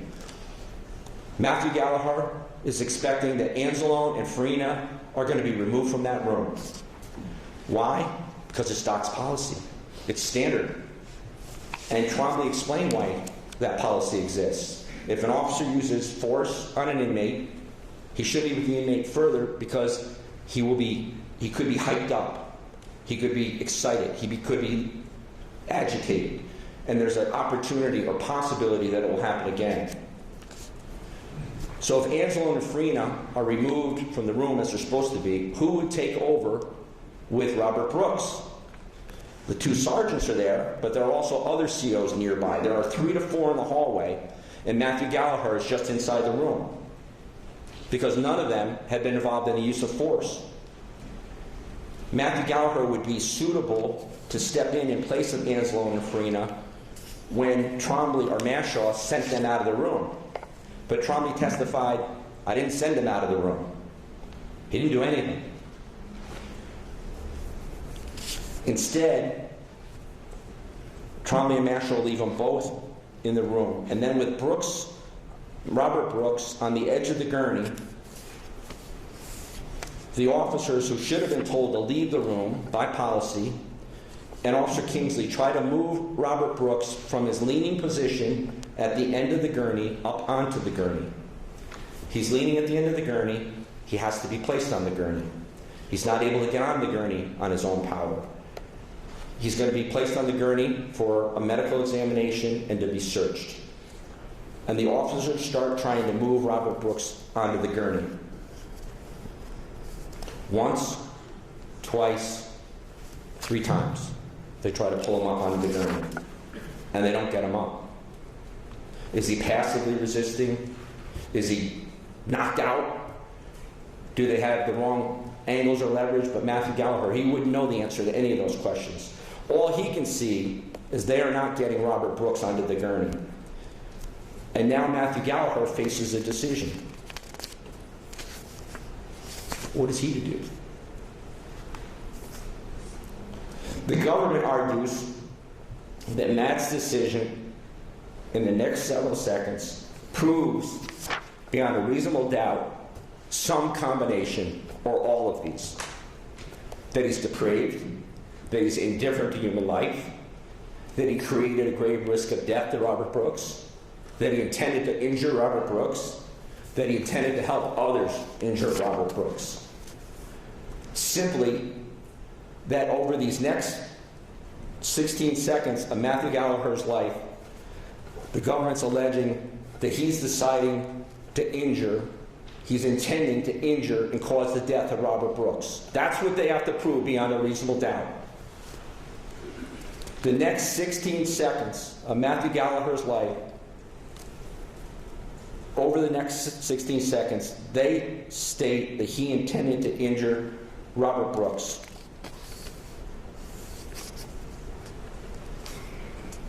"16 seconds. 1, stop it, Ash. They tried to pull him up once. They didn't get him on the gurney. Ash. Twice, they can't get him on the gurney.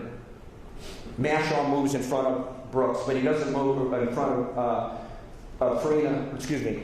Sergeant Mashaw moves in front of Matthew Gallagher, but he doesn't approach to help. He doesn't help. Go ahead, Ash. Third time, they don't get him on the gurney, and they're getting rougher. I don't know, are they frustrated? Are they incompetent? They can't get him on the gurney. So who's supposed to act?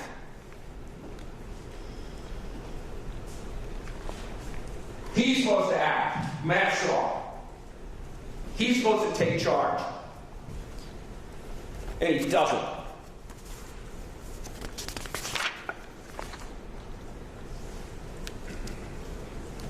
What is Matthew Gallagher's state of mind? Because it's going to be judged by you for these 16 seconds. What does he know before he makes his next decision? When they try to pull him up 3 times and fail, when he knows that he's been struck by Farina less than 30 seconds before, Farina and Anzalone, what's he supposed to do? What's his decision process? What does he know? This is what he knows. Number 1, he knows he's not angry at Brooks because it's not Brooks' fault that Brooks can't get up on the gurney. He knows who's in the room and in charge. His boss is to his right and in front of him. His other boss is in the corner of the room and can reach to the gurney. He can touch it. And they're all watching. Trombley, Mashaw, and they're doing nothing. What else does he know? He knows that Farina and Anzalone 30 seconds before had used excessive force and they weren't sent out of the room. So they're going to be agitated.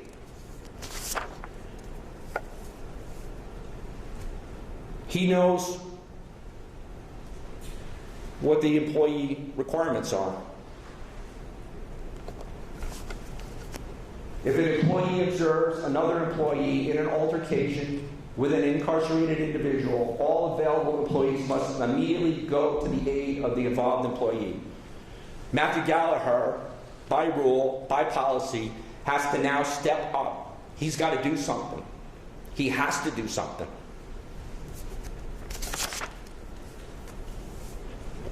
Directive 4944, the duty to intervene I spoke about earlier. What's he supposed to do? Who's he to tell at this moment when his supervisors are watching and are closer to Brooks than he, who have been in the room longer, who have more experience than he does? What's he supposed to do in terms of intervention when he knows that they're there? The government says he has a duty to intervene because there's a doc's written policy and he was trained on it. I went through that training, but I didn't go through 4944, the actual policy. It's the entire document's 16 pages long. This is the priority of Doc's training of Matthew Gallagher and COs. 16 pages on force. 12 of the pages are how to write a report. 12 pages are how to fill in the blanks on reports. 1 sentence in this policy is on duty to intervene. It provides no details on what Matthew Gallagher is to do. Does he yell? Does he ask Mashaw or Trombley to do something? They're the bosses. They should be telling him. Does he run from the room? Does he just leave the room? What was he taught to do? He wasn't taught anything, and they never showed you he was taught anything. You didn't hear from the instructor who taught these guys what to do. They claim he took a course on force that included duty to intervene. That's crap. He was read 1 sentence of a policy manual. That's his training. 79-minute video he was shown in 43 seconds they read the policy. And that is supposed to prepare Matt Gallagher for his next decision. That's supposed to prepare him. And for his failure to act like they think he should act, he's a murderer, manslaughter, and gang assault. They gave him nothing of what he needed to make a decision. They sent him to hell and didn't tell him how to act. That's the extent of his preparation. No guidance from Trombley, no guidance from Mashaw. Nobody's taken out the wrongdoers from the room. But regardless of what training he had, is there something he can do? He's supposed to do something. He's supposed to step forward and help. They failed 3 times to get Robert Brooks on the gurney. And what could he do? He could go out in the hallway like the other cowards and just stand there and watch. He could act like Mashaw. Why couldn't Matthew Gallagher put his hands in his pocket and do nothing? That's what Sergeant Mashaw was doing. Why couldn't he do what Sergeant Trombley's doing? Stand in the other corner with his hand on a pen 2 feet away from what's happening and not doing anything. He could wait longer for an order. But then look at the pathetic look of Sergeant Mashaw. He has no idea what he's going to do. Matthew Gallagher is left standing at this moment having no idea what to do. He has seconds to decide. There's no order coming. His supervisors are mute. One is doing nothing. The other is not paying attention. And the officers are having trouble getting Robert Brooks onto the gurney. They try 3 times and they can't get him up. I've talked for 20 minutes on this. 28 seconds have passed since Matthew Gallagher was in the room. 28 seconds. And he's got to process all of this and make a decision. What can he do? He could step forward. He could do something to help get Brooks on the gurney. Is that intervention? Maybe. Is it going to the aid of an officer? Maybe. Is it diffusing what appears to be getting more and more heavy-handed as they try to pull him up on the gurney? He could diffuse that. He could help Brooks get on the gurney to alleviate the struggle the other officers are having to help. But as he stands here, his mindset is, somebody help me know the right thing to do. Judge, I object to that. He's speaking for the defendant, and that's not proper. There's no evidence of that in this record. Yeah. His decision has to come in an instant. Not 20/20 hindsight, not through analysis, in an instant. How would he ever anticipate that this instant decision that he would have to make would be judged in the horror of this courtroom a year later? Almost. So he steps past his leaderless sergeant and takes one hand, his left hand, and only his left hand. He does not touch Robert Brooks' body. He does not hit Robert Brooks. He doesn't touch his skin. He grabs his shirt and he pushes him up onto the gurney. He takes the shirt with his left hand, and if he succeeds in getting him onto the gurney, everything should stop at that moment. Brooks would be on the gurney. And as he does it, without notice, Farina, who is behind him at that point as he's pushing, Farina's over in the corner with Trombley. Farina comes around. According to Trombley, without notice, and as Matthew Gallagher is pushing him up on the gurney, Farina comes behind and begins kicking Robert Brooks in the groin area. Horrific. Matthew Gallagher at that moment has his back to Farina, and he's looking in Mr. Brooks' face. He's trying to evaluate what's going on. He is not moving Robert Brooks so Farina can assault him.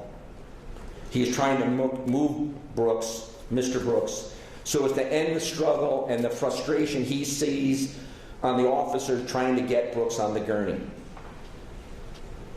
And notably, Farina's not trying to get him on the gurney. He's to the side. The other officers are trying to get him on the gurney. Matthew Gallagher cannot see what Farina is doing because Farina's behind him.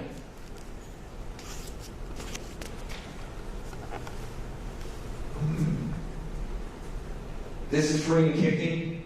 This is Matthew Gallagher looking down at Robert Brooks' face.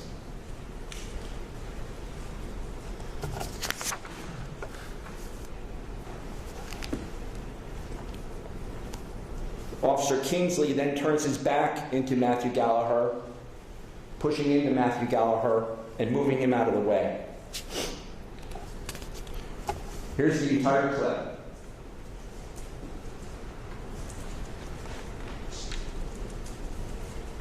This is 47, Ash.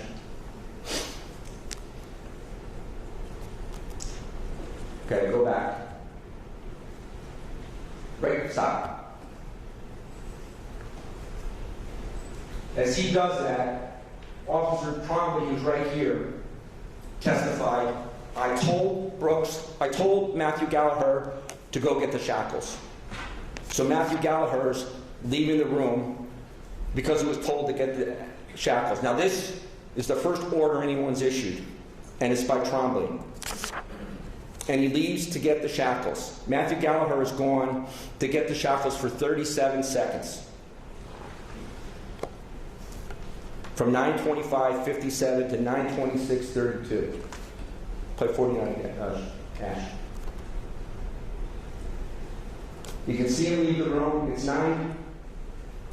It was 9:25:57. That's his 9:26, but he's already out of the room at this point in time. Matthew Gallagher has no problem in his mind, has no problem to leave because he's leaving behind his bosses. They will handle this situation. Trombley has given an order, albeit weak and late, but Mr. Brooks is on the gurney. Trombley or Mashaw are in charge, and Matt Gallagher is heading up the hallway to do what he was told to do.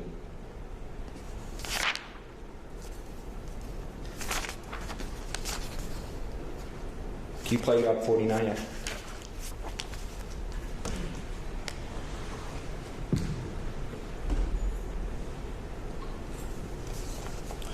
Well, Matthew Gallagher is gone out of the room. Farina starts up again. Trombley and Mashaw do nothing again. At 9:26:03 to 30,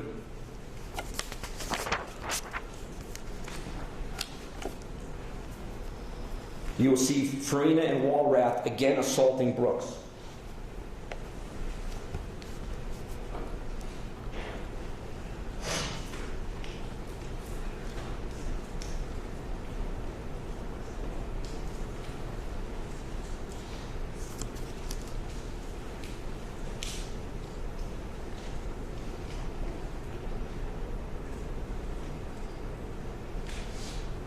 Stop there. It's horrible, right? Matthew Gallagher's not in the room. He doesn't know that. He doesn't know that just happened. He's walking down the hallway to get the shackles. Slide 51. At the moment that they strike him again at 9:26:20, this is Matthew Gallagher's body cam. He's out of his van. He doesn't know this is going on. He doesn't know that there's another strike going on. When he returns, the assault, this next assault, that assault, is over, and he didn't know that Farina had again assaulted Brooks while he was gone with Walrath, neither of which is supposed to be in the room because of the earlier use of force. And what does he see when he returns? He sees Farina and Walrath struggling with Brooks' legs. He went out to get the shackles because the boss said to him. He comes back and they're struggling with his legs. Slide 52. Matthew Gallagher walks in, takes the shackles, puts it on the leg. They start right there. They're struggling with the leg. He tries to put the other shackle on. He's not trying to injure Mr. Brooks. He's not trying to do anything inappropriate. He's trying to get the shackles on him. and Farina then takes over.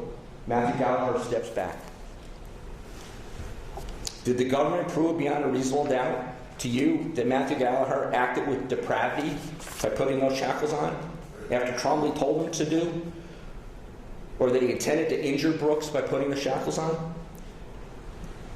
How can it be that Doc sends a Matthew Gallagher onto the front lines, tells him to follow lawful orders, one being shackles, put on shackles, and then prosecute him here for murder, manslaughter, and gang assault for following that lawful order? From 9/26/38, when Matthew Gallagher returns, to 9/27/58, Robert Brooks remains on the edge of the gurney. And once again, everything stops. From Matthew Gallagher's perspective, it stopped 3 minutes earlier when he left the room for the shackles. When he left the room for the shackles, that was the last time that he saw anything that was excessive. Then, once again, because they left Anzalone in the room, unprovoked, right in front of Trombley, with no notice, Anzalone hits Robert Brooks again. Matthew Gallagher doesn't know that's going to happen. He's not part of it. He's on the other side of the room. But Anzalone shouldn't be in the room, and he hits him. No opportunity by Matthew Gallagher to know what was going to happen or to do anything to stop it.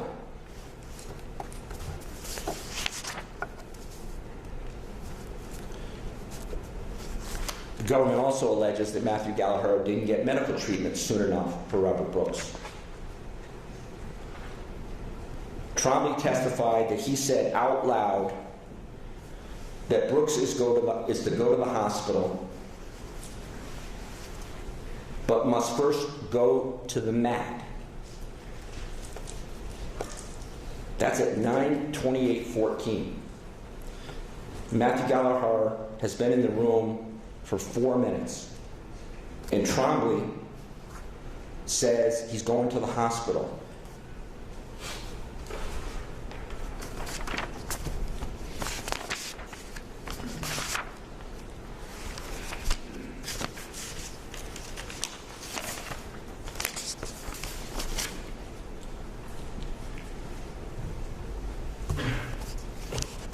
This is what Trombley said.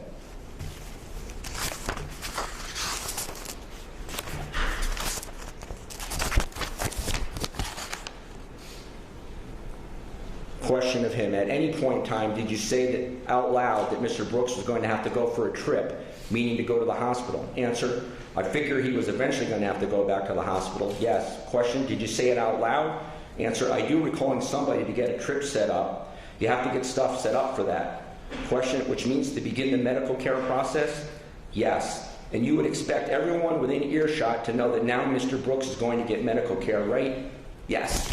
So he announces in the room at 9:28, Trombley does, we're getting the medical care. And then what does he do? Trombley leaves the room at 9:29. He's announced they're getting medical care, and the people in the room reasonably expect that Trombley's going to make the call to get medical care. Why would Matthew Gallagher believe he now has to make a call to get medical care when the boss of the infirmary, Sergeant Trombley, who runs the infirmary, has just stated 4 minutes after Matthew Gallagher is in that room that they're going to get medical care for him, and leaves the room to do so, seemingly to do so. Matthew Gallagher didn't deny him medical care. The nurses were in the hallway when Matt Gallagher came back with the shackles.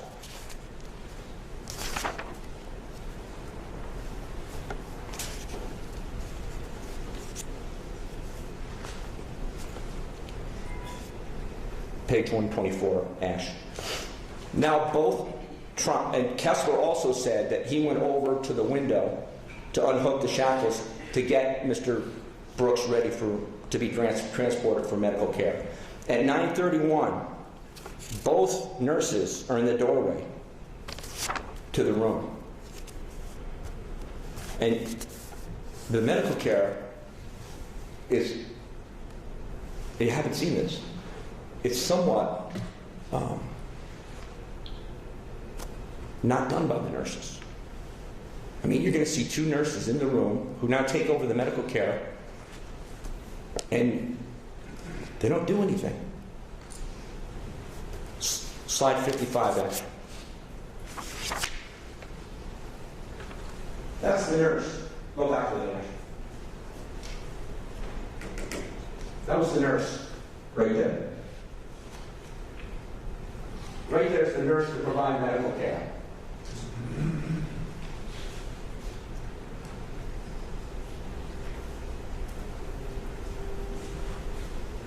$56, Ash.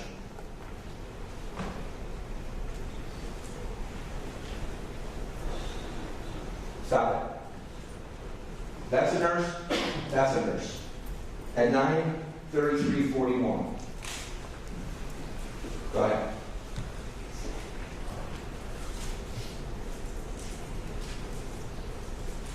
He's getting paperwork. Does the nurse look motivated to be helpful? But they're in charge. This is the medical care. Now, the government has told you that the defendants, Matthew Gallagher, are blaming others. That we're claiming, I think the analogy is Nuremberg, I took orders. We're not saying he was under orders. But we are showing that he didn't do anything that's criminal in this case. We are showing you that the circumstances that led to the decisions Matthew Gallagher made were the proper ones, and that he didn't intend to cause any injury to Robert Brooks. The evidence will show that there were people that did. Anzalone, Farina, Kessler, Walrath. What they did to Robert Brooks is a horror. You will so justly want to sit here, want to not have sat here for 2 weeks, watch this played over and over again, and not find someone guilty, right? You got to be leaning in. I got to find somebody guilty. Look what they did. You got to feel that. You care. You're repulsed. But they are not Matthew Gallagher. He is not Anzalone. He is not Frida. He's not Kessler. And he's not Walrath. He's Matthew Gallagher. They call him, they dump Matthew Gallagher with the animals. And he's not. He is not guilty of the murder, manslaughter, or gang assault of Robert Brooks. The death of Robert Brooks is on the hand of those officers. The chart that the ME showed you, the medical examiner that had all those injuries, not one of those injuries was done by Matthew Gallagher. Not one. He does not bear criminal responsibility for the acts of those men in the administration building, in the walkway, in the entry to the infirmary, in the building, and in the medical room. The government has not proven beyond a reasonable doubt that Matthew Gallagher's decision in those 60 seconds, when he had to make a decision, that he decided and intended to kill Robert Brooks. He did not. He tried to do what he believed, under the circumstances, to be the right thing to do. When you first came into this courtroom, when we all here, all of us, agreed you were the best to carefully hear this case. And you took an oath. An oath to listen carefully, to weigh the evidence fairly, and to follow the law that the judge will give you when the lawyers are finished. And I know you have done so and will do so. Judge Bauer, who's been fair to all sides, will tell you this. The government has the burden of proof. The burden of proof is beyond a reasonable doubt. The government decided to bring this case against Matthew Gallagher. Anzalone, Farina, Kessler, and Walrath, the people that struck Robert Brooks, are not on trial. You want to find them guilty. But Matthew Gallagher, this man, is on trial. This is his trial. The government made promises to you at the outset. The government then chose the witnesses to prove its promises. The government gathered the evidence. And the government didn't keep its promises to you. It is the government's burden to prove Matthew Gallagher guilty beyond a reasonable doubt. Proof beyond a reasonable doubt that Matthew Gallagher had the intent to hurt or murder Robert Brooks, that Matthew Gallagher has a wicked mind, that by placing shackles on Robert Brooks' ankles, that Matthew Gallagher intended to cause Robert Brooks to die, that by moving Robert Brooks onto the medical gurney when others were struggling to do so, that Matthew Gallagher intended to cause Robert Brooks injury. He did not. In this country, under our Constitution, none of us can be convicted for the crimes of others unless we share the same mental state of those who committed those crimes. Unless the government proves beyond a reasonable doubt that the person they are accusing, Matthew Gallagher, has the same intent, the same objective as Farina, Walrath, Kessler, the whole crew, the charges must be dismissed. There is no other choice. None of us can be convicted when the government does not prove beyond a reasonable doubt. Mr. Gallagher is not guilty of the serious crimes he is charged with. I ask you, the cameras are on. They're only on me, but the spotlight's on you. You have to be courageous. You do. You have to make the right decision. You do. And find Matthew Gallagher not guilty. Thank you.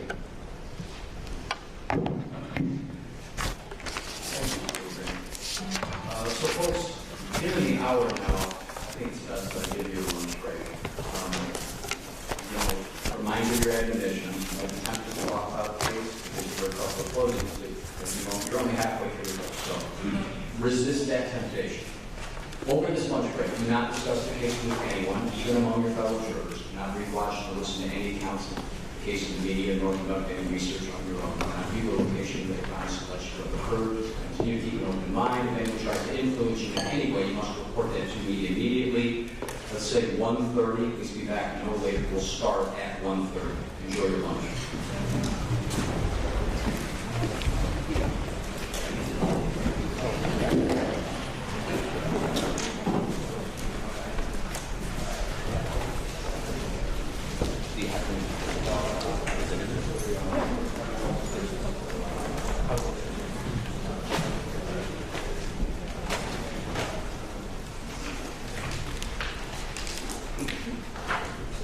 All right, now the jury has left the courtroom, remaining on the attorneys for each side, along with each of the three defendants. Before we take our lunch break, one thing I have to address, because I don't believe the direction each of the defense counsels are facing, it came to your attention. I'll affirmatively notice for the record, as I believe I have the affirmative obligation to ensure a fundamentally fair trial. During Mr. Woodbrand's closing argument, a gentleman came in and from outside and entered the audience wearing an orange jumpsuit with Department of Corrections emblazoned across it. And if he's still here, I'll advise you, sir, you're welcome to be present in the courtroom. However, your choice of attire, I can only assume is intended to offer some form of statement or influence or prejudice toward the jury, and our law simply does not allow that. So when you return from the lunch break, you are going to have to change your attire. On the bright side, I can say that I observed this gentleman as soon as he entered the courtroom, and I immediately turned to our jury, who fortunately seemed to be engrossed in looking at the video monitors that Mr. Woodbrand was calling attention to during that portion of his closing, so I do not believe any of them even saw this individual. But to prevent any prejudice as we go forward, nothing of that sort will be permitted as we continue on. Is there anything else on either side? People? No, you're right. Defense? No, you're right. All right, we'll see you all back in 1:30.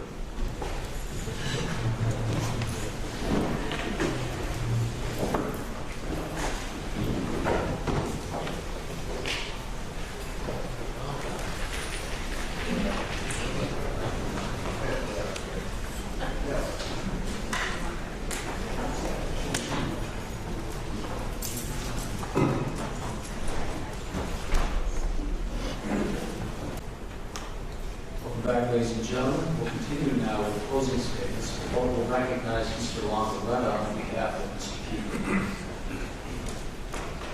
Your Honor. Thank you, Special Prosecutor Fitzpatrick, Mr. Hudson, Mr. Woodford, counselors, and most importantly, ladies and gentlemen of the jury.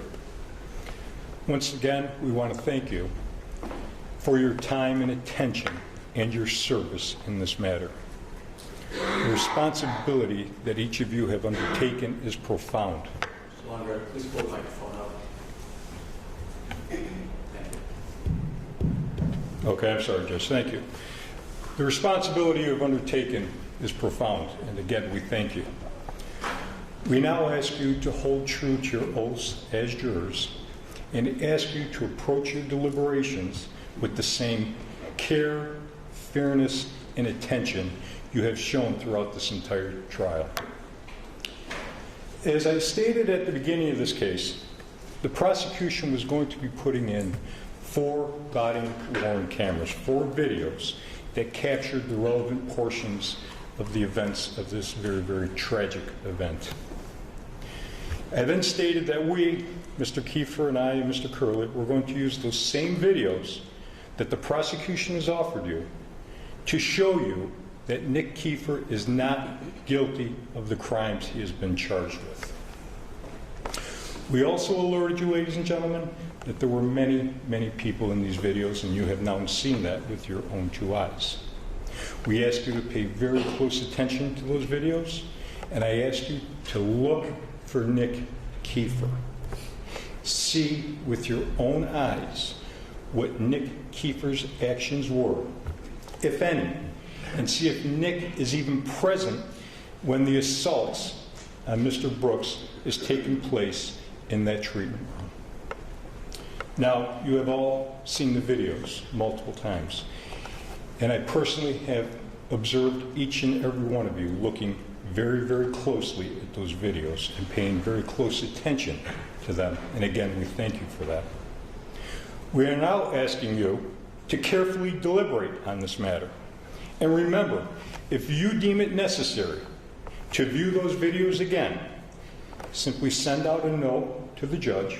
The judge will rule on that note, and I believe he will allow you to view those videos as often as you deem necessary to render your just verdict. Now, the New York Department of Corrections and Community Service, DOCS for short, is its own world. It has its own rules, it has its own regulations. It even has its own procedures for determining whether those rules and regulations were violated. And if they determine that their rules and regulations, not laws, rules and regulations were violated, they even have their own system for how to deal with such violations. Now, you have heard testimony throughout this trial about a duty to report and a duty to intervene. Ladies and gentlemen, again, those are DOCS directives. They are not the law of the state of New York. And ladies and gentlemen, we sit not in a DOCS courtroom. We sit in a courtroom of the state of New York, and we are bound here by the laws of the state of New York, as the judge will charge you before you commence your deliberations. Now, the death of Robert Brooks was tragic. It was brutal, it was ugly, it was unnecessary, and it was unforgivable. You know that, I know that, everybody in this courtroom knows that. The city and the county, everybody knows that. We are all deeply troubled by that. But ladies and gentlemen, you are called upon today to determine if Nicholas Keifer can be held responsible for that tragic death of Robert Brooks. Ladies and gentlemen, the issues here for Mr. Keifer are threefold. Number one, did Nick Keifer act with complete depravity for the value of human life? Number two, did Nick Keifer intend to cause a physical injury, or did he intend to cause a serious physical injury? And number 3, did Nick Keifer intend to file a false instrument? To state it more clearly, more succinctly, did the prosecution meet its burden of proof to prove to you, based upon the evidence, that Nick Keifer had the required state of mind or intent to commit the crimes that he is charged with? I submit to you, and respectfully so, ladies and gentlemen, that the prosecution has failed in their burden of proof on all 4 of the charges filed against Mr. Keifer. The evidence presented to you by the prosecution is simply not there. It is lacking. Now, the prosecution is asking you to convict Nicholas Keifer not as a principal actor, but as an accessory to serious and violent crimes, including murder second degree, depraved indifference murder, manslaughter in the first degree, gang assault in the second degree, and filing a false instrument. They're seeking principal liability on the last charge, the filing of a false instrument, and accessorial liability on the top 3.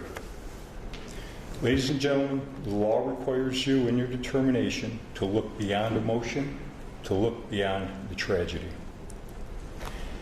Let us be clear.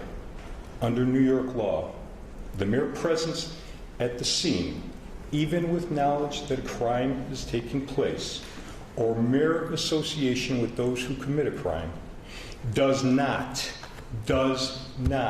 make somebody criminally liable. To convict as an accessory, the prosecution must prove to you beyond a reasonable doubt that Nicholas Keifer intentionally aided, solicited, commanded, or encouraged the conduct, and that he did so with the same culpable mental state as the principal actor.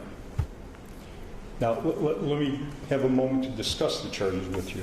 Depraved indifference murder. To prove depraved indifference murder, murder second degree in this case, the prosecution must show you that Nick Keifer, while sharing a depraved indifference state of mind of others, recklessly engaged in conduct that created a grave risk of death and thereby caused the death of Robert Brooks. Ladies and gentlemen, depraved indifference is not simply recklessness, it is not negligence. It is a mindset of an utter disregard for the value of human life, a grave moral deficiency, not just a lapse in judgment. The law demands proof beyond a reasonable doubt that Nick Keifer shared that mindset with the others, that his conduct was so wanton and so egregious that it equates to a conscious disregard for the value of human life. Manslaughter first degree. To prove manslaughter first degree in this case, the prosecution must prove to you, again, beyond a reasonable doubt, that Nick Keifer, with a shared intent to cause serious physical injury to Mr. Robert Brooks, caused serious physical injury to Mr. Robert Brooks, and that serious injury resulted in the death of Mr. Robert Brooks. They must prove to you that Nick Keifer participated in the beatings that caused Mr. Brooks' death. Gang assault second degree. This is also a very serious violent crime. The prosecution must again prove to you that Nick Keifer, while intending to cause physical injury, actively participated with two or more others physically present with the violence inflicted upon Mr. Brooks, which resulted in a serious bodily injury. Ladies and gentlemen, I submit to you that the evidence that you have seen in this trial does not support not one of those crimes. Again, Mr. Keifer's mere presence in the vicinity or the association with others does not equate to participation in that crime. The prosecution has failed to produce for you credible or convincing proof of such intent on the part of Nicholas Keifer. Offering a false instrument for filing. Offering a false instrument for filing in the first degree is like most other crimes, ladies and gentlemen. It requires an intent to commit a crime. You've heard testimony right from that witness chair from Mr. Robert Kessler. You've heard testimony from Sergeant Glenn Trombley. And they told you, Nick Keifer, Mr. Kessler, and Mr. Angelone were told by their supervisor, by their superior officer, to keep their use of force reports confined to the walkway only. You heard the terminology come right out of Mr. Trombley's mouth. To craft a story. Don't mention anything in the treatment room. You heard Mr. Kessler testify that he didn't submit 1, 2, 3, he submitted 4 or 5 reports before he got his final report accepted. He told you that it was Sergeant Trombley who ultimately accepted that final report. On cross-examination, I asked him, Mr. Kessler, what happened to those first 4 or 5 drafts? I believe you heard his answer loud and clearly. He shredded them. They're gone, shredded. So, was the final report of Nicholas Keifer an intent to commit a crime? Or was it an intent to merely get a final report that wouldn't be rejected or shredded, accepted by his supervisor? After all, you heard from Sergeant Trombley, a sergeant must sign off on the final reports. And you heard Sergeant Trombley tell you who that sergeant was that must sign off on the final report. And that sergeant was Sergeant Glenn Trombley. He had to sign off on the reports. He is the one that crafted the story. He, ladies and gentlemen, was the sergeant in charge. Allow me to take a moment and call your attention to the evidence in this case, or more aptly put, the lack of evidence in this case as it relates to Mr. Keifer. You have all taken an oath to conduct your deliberations and reach your verdict free from bias, sympathy, or prejudice. In a case like this, ladies and gentlemen, we recognize that is a big ask. We understand that.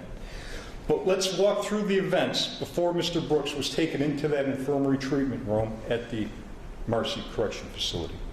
What do we know from what the special prosecutor has presented to you? The prosecution has taken pains to bring to your attention that Mr. Brooks was not a large gentleman. He was not a large guy. And he only had one infraction in his doc's green file, his disciplinary history file while incarcerated. Only one disciplinary record. Ladies and gentlemen, that does not mean that Mr. Brooks was any less dangerous. After all, do not lose sight of the fact that Mr. Brooks was in prison for stabbing his girlfriend repeatedly while in a drug-induced stupor. He's housed at the Mohawk Correctional Facility. While in the Mohawk Correctional Facility, Mr. Brooks was severely beaten by other prisoners with a padlock in somebody's hand. On December 7th, 2024, he got beat. This beating resulted in facial injuries, swelling around his eye, bruising leading down to his jaw on the right side of his face. This beating caused the Mohawk Correctional Facility registered nurse to request he be seen at an outside hospital. You have the photos of his condition that the defense had put in as exhibits E, F, G, H, and I for your review. Recall the process to get a prisoner to an outside facility. Recall that Assistant Chief Marticello, the very first witness that they called to the stand, when questioned at cross-examination, I asked him, Mr. Marticello, if an inmate is injured in the use of force, could he end up in his cell? Does he go to a hospital? He told us the process. If they're injured in the use of force, they go to the facility PCU, primary care unit of the facility. They try to treat him there. If they need a higher level of care, they got a big TV screen called telemed. They'll go to telemed. If after telemed they need a higher level of care, meaning the injury must be worse, they then will make arrangements to have him shipped out to an outside hospital. They go to an outside hospital. That is precisely what happened with Mr. Brooks. His injury was so severe, he went to an outside hospital. He went to the Wynn Hospital here in Utica, New York. He was treated by Dr. Marin. You heard the examinations that Dr. Marin had made of Mr. Brooks, the certain tests that were run on him at the hospital. What you didn't hear Dr. Marin say is that they found any trace or evidence of K2 in Mr. Brooks' system on December 7th, 2024. Mr. Brooks was discharged from the Wynn Hospital that same day. He had specific instructions from his discharge. The specific instructions said, if the symptoms reoccur or if you get any new symptoms, immediately go back to the emergency room. Mr. Brooks did not go to an emergency room. He did not go to the PCU unit of Mohawk. And yes, the symptoms did return. He actually had new symptoms occur. Mr. Brooks was then moved from his dorm on December 7th to a new dorm within the Mohawk Correctional Facility. If I noted it properly, I think it was dorm 4B, Bravo, I believe is what it was. And this was in an effort to remove him from the gang members that violently beat him so severely on his face and head. This is told to you by Sergeant Sayal. He was the sergeant at the Mohawk Correctional Facility. Mr. Brooks moves to his new dorm in the Mohawk Correctional Facility. Mr. Brooks has trouble in his new dorm at the Mohawk Correctional Facility. This is the very next day, ladies and gentlemen, December 8th, 2024. Mr. Brooks became sick. He vomited in his cubicle. He did not clean it up. Let's remember one thing, ladies and gentlemen. We're not talking about college dormitories here. We're talking about state prisons. Nobody cleans up for you in state prison. You're in a large room with 40 or 50 other inmates, prisoners, incarcerated individuals. If vomit stays on the floor for any period of time, it's unpleasant for everybody. Mr. Brooks was directed to clean up his vomit. Mr. Brooks did not clean up his vomit. Some other prisoners / gang members beat him up on December 8th, 2 times. One time with metal locks, plural, locks, in the sock. Mr. Brooks was ultimately able to get away. He got a mop, a bucket, and he cleaned up his vomit. The same thing happened the very next day on December 9th in the early morning hours. He got beat up yet again. Recall the testimony of the incarcerated individual that the DA called, Mr. Michael Peacock. Recall the testimony of Sergeant Sayal. They told you all that information. In fact, incarcerated individual Mr. Peacock told Mr. Brooks, look, man, if you're going to throw up, go in the bathroom, throw up in the urinal, flush it down. This way it doesn't bother anybody.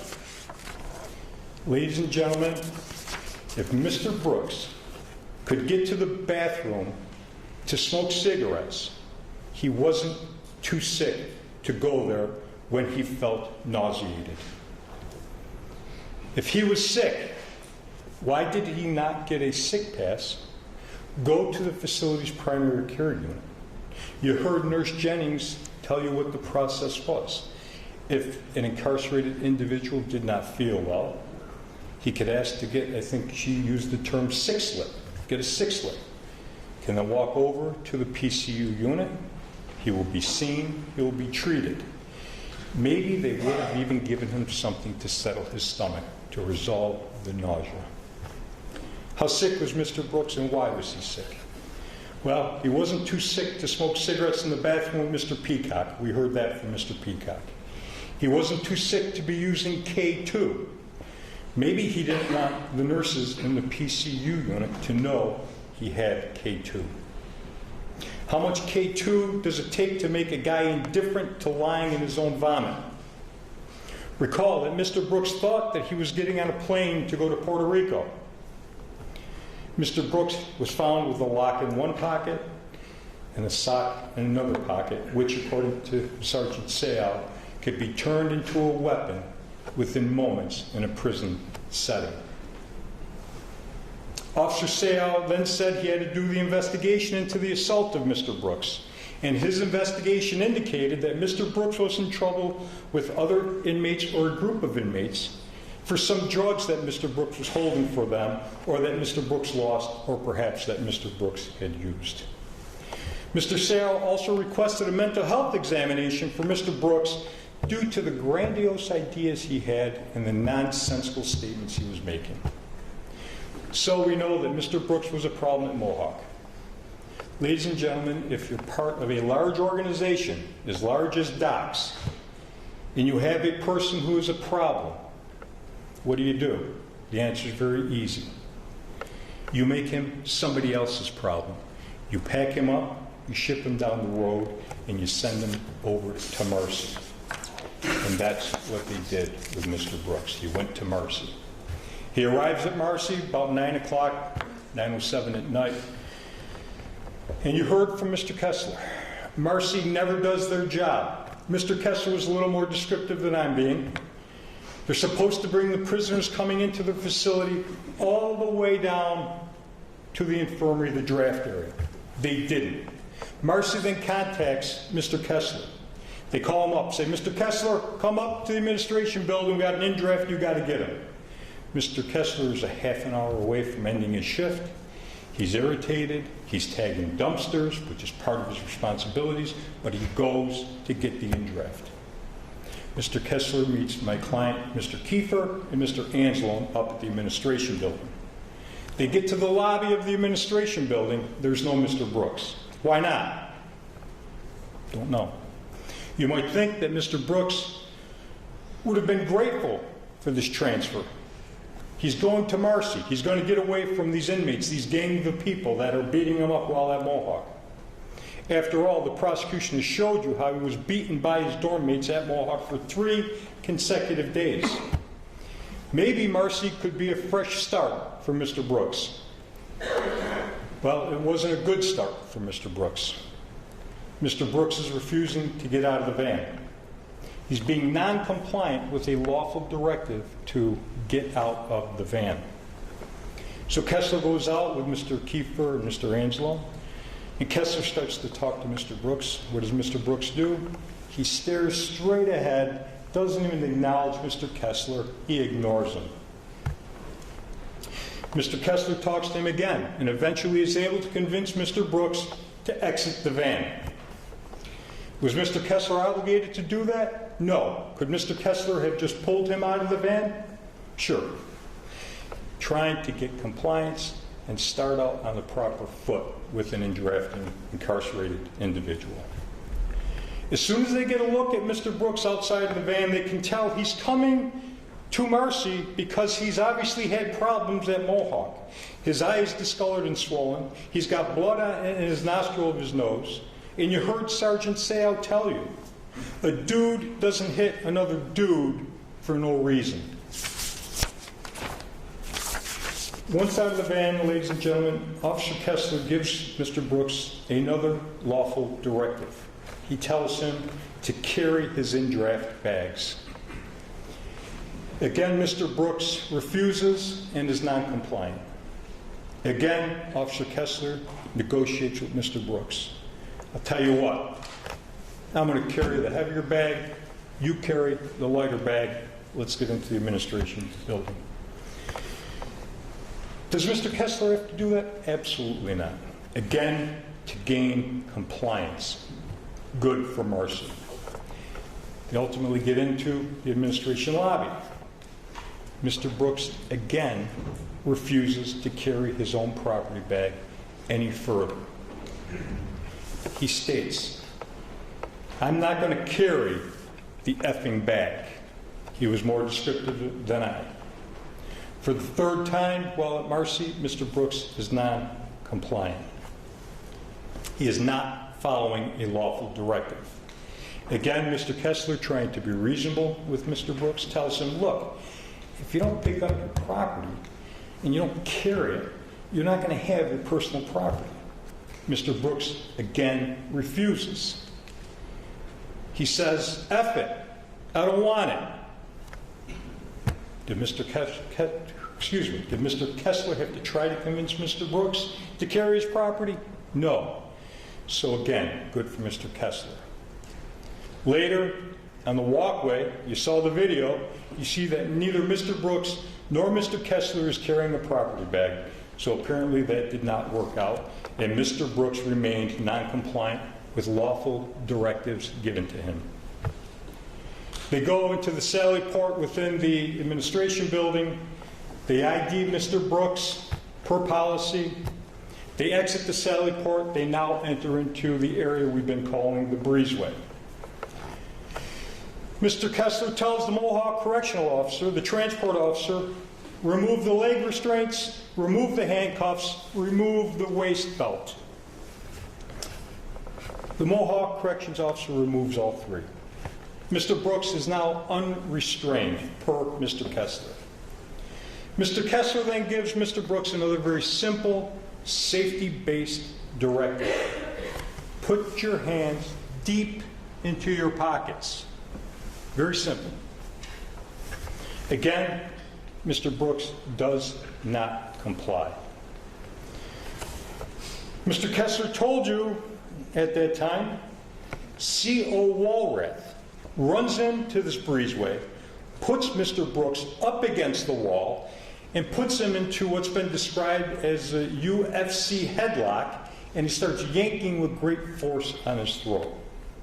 Mr. Kessler told you, I have no idea what the hell just happened. I don't know why the hell Walrath did this. He had no idea. I submit to you, neither did Nicholas Keifer have any idea why Mr. Walrath had done this. Did Walrath see something that maybe the others didn't see, or did he think he saw something? We don't know. We do know, according to Glenn Trombley, that Mr. Walrath is a very heavy-handed correctional officer. When Mr. Walrath runs into that room and takes hold of Mr. Brooks in that headlock, what do the officers do? They do what they're trained to do. They come to his aid to get Mr. Brooks and Mr. Walrath separated. That's what they're trained to do, and that's what they are required to do. That, ladies and gentlemen, is Employee Rule 8.18. They are to immediately come to the aid of a fellow officer who is struggling with an incarcerated individual. Rule 8.18. That is not the time for second guessing. Recall that even a simple toothbrush in a prison setting can be turned into a deadly weapon, a shank. Somebody else, stop, enough. We know it wasn't Mr. Kessler, we know it wasn't Mr. Walrath. That leaves the Mohawk transportation officer, that leaves Mr. Anslone, that leaves Mr. Keifer. Maybe it was one of them, maybe it was two, maybe it was all three of them. But somebody said stop, and it stops. Kessler said that he and the other officers, including Mr. Keifer, got Mr. Walrath off of Mr. Brooks. Kessler also told you that he himself had struck Mr. Brooks multiple times, a peroneal strike, but he could not tell you what any other CO had done in that breezeway in that moment. Remember what Glenn Trombley told you. He told you that Mr. Kessler is a hothead. At any rate, Mr. Kessler told you on a question on cross-examination that this entire breezeway event lasted maybe 7 seconds, no more than 7 seconds. Mr. Kessler then testified that Mr. Keifer told the Mohawk transportation officer he didn't see anything. Do you think that's true? Why was the Mohawk transport officer not called to testify as to what Mr. Keifer allegedly said to him? The prosecution could have called him. They didn't. Maybe it's not that important to the prosecution. If what Mr. Keifer actually said or didn't say is not important to the prosecution, I submit to you, ladies and gentlemen, it may not be that important for your deliberations. They then leave the breezeway. Mr. Brooks is not keeping pace. He's being escorted by Mr. Angelone and Mr. Kessler. Arm in arm, they're walking towards the infirmary. Again, Mr. Brooks becomes non-compliant with a very simple lawful directive. Walk faster. They enter the man-trap area on the outside of the administration building. This is the big double doors, the Sally port outside. They get to the exit, Mr. Brooks sits down. They get Mr. Brooks back up to his feet, and they tell him, keep walking. Again, he does not keep pace. As Mr. Kessler told you, he was lagging behind. Recall, Mr. Trombley told you, as he was driving up, he saw the incarcerated individual turning his head back and forth and moving his arms while he's walking. Those were against the directives that Kessler had given Mr. Brooks. According to Mr. Kessler, Mr. Keifer then says to Mr. Kessler and Mr. Angelone, put Mr. Brooks on the ground, he's going to pepper spray him. Why? To get compliance, to gain compliance with Mr. Brooks. He's been uncooperative since he's arrived at Marcy. Recall the sworn testimony of the Assistant Chief to the Office of Special Investigations, Mr. Christopher Marticello. He told you that when he was a corrections officer at the Green Haven Correctional Facility, at the beginning of his career, he had to use force several times. He told you when he had to use force on those several occasions, on each and every one of those occasions, he did it to gain compliance, not to cause injury. Ladies and gentlemen, that is precisely what Nicholas Keifer had done, to gain compliance. Did Mr. Kessler tell you, stand this guy, or did Mr. Kessler tell you that Mr. Keifer said, stand this guy back to the fence, I want to face him so I could pepper spray in his face? He did not say that. Did he tell you that Mr. Keifer said, put Mr. Brooks on the ground face up so I could spray him in the face? No, he did not say that. They put Mr. Brooks on the ground, he went down to his knees, they laid him down on his chest, face down. Face down. Mr. Keifer sprays the minimum amount of pepper spray. That apparently hit Mr. Brooks in the back of the head or the neck area. Sometimes, ladies and gentlemen, that's all that it takes for a prisoner is to be reminded that corrections officers carry OC spray, and they will use it if necessary. It certainly was the minimum amount of pepper spray. Most importantly, because the spray hit Mr. Brooks on the back of his head or sweatshirt or the back of his neck, it had no effect on him. Recall what Mr. Kessler said about that on direct examination. He said he really couldn't tell if the pepper spray got into Mr. Brooks's eyes. I think we could all be confident that if the spray got into Mr. Brooks's eyes, everyone would know it. It would be obvious. Kessler was asked on cross-examination, Mr. Kessler, did the minimum amount of OC pepper spray that was dispensed, have the desired effect on Mr. Brooks? His answer, no, not really.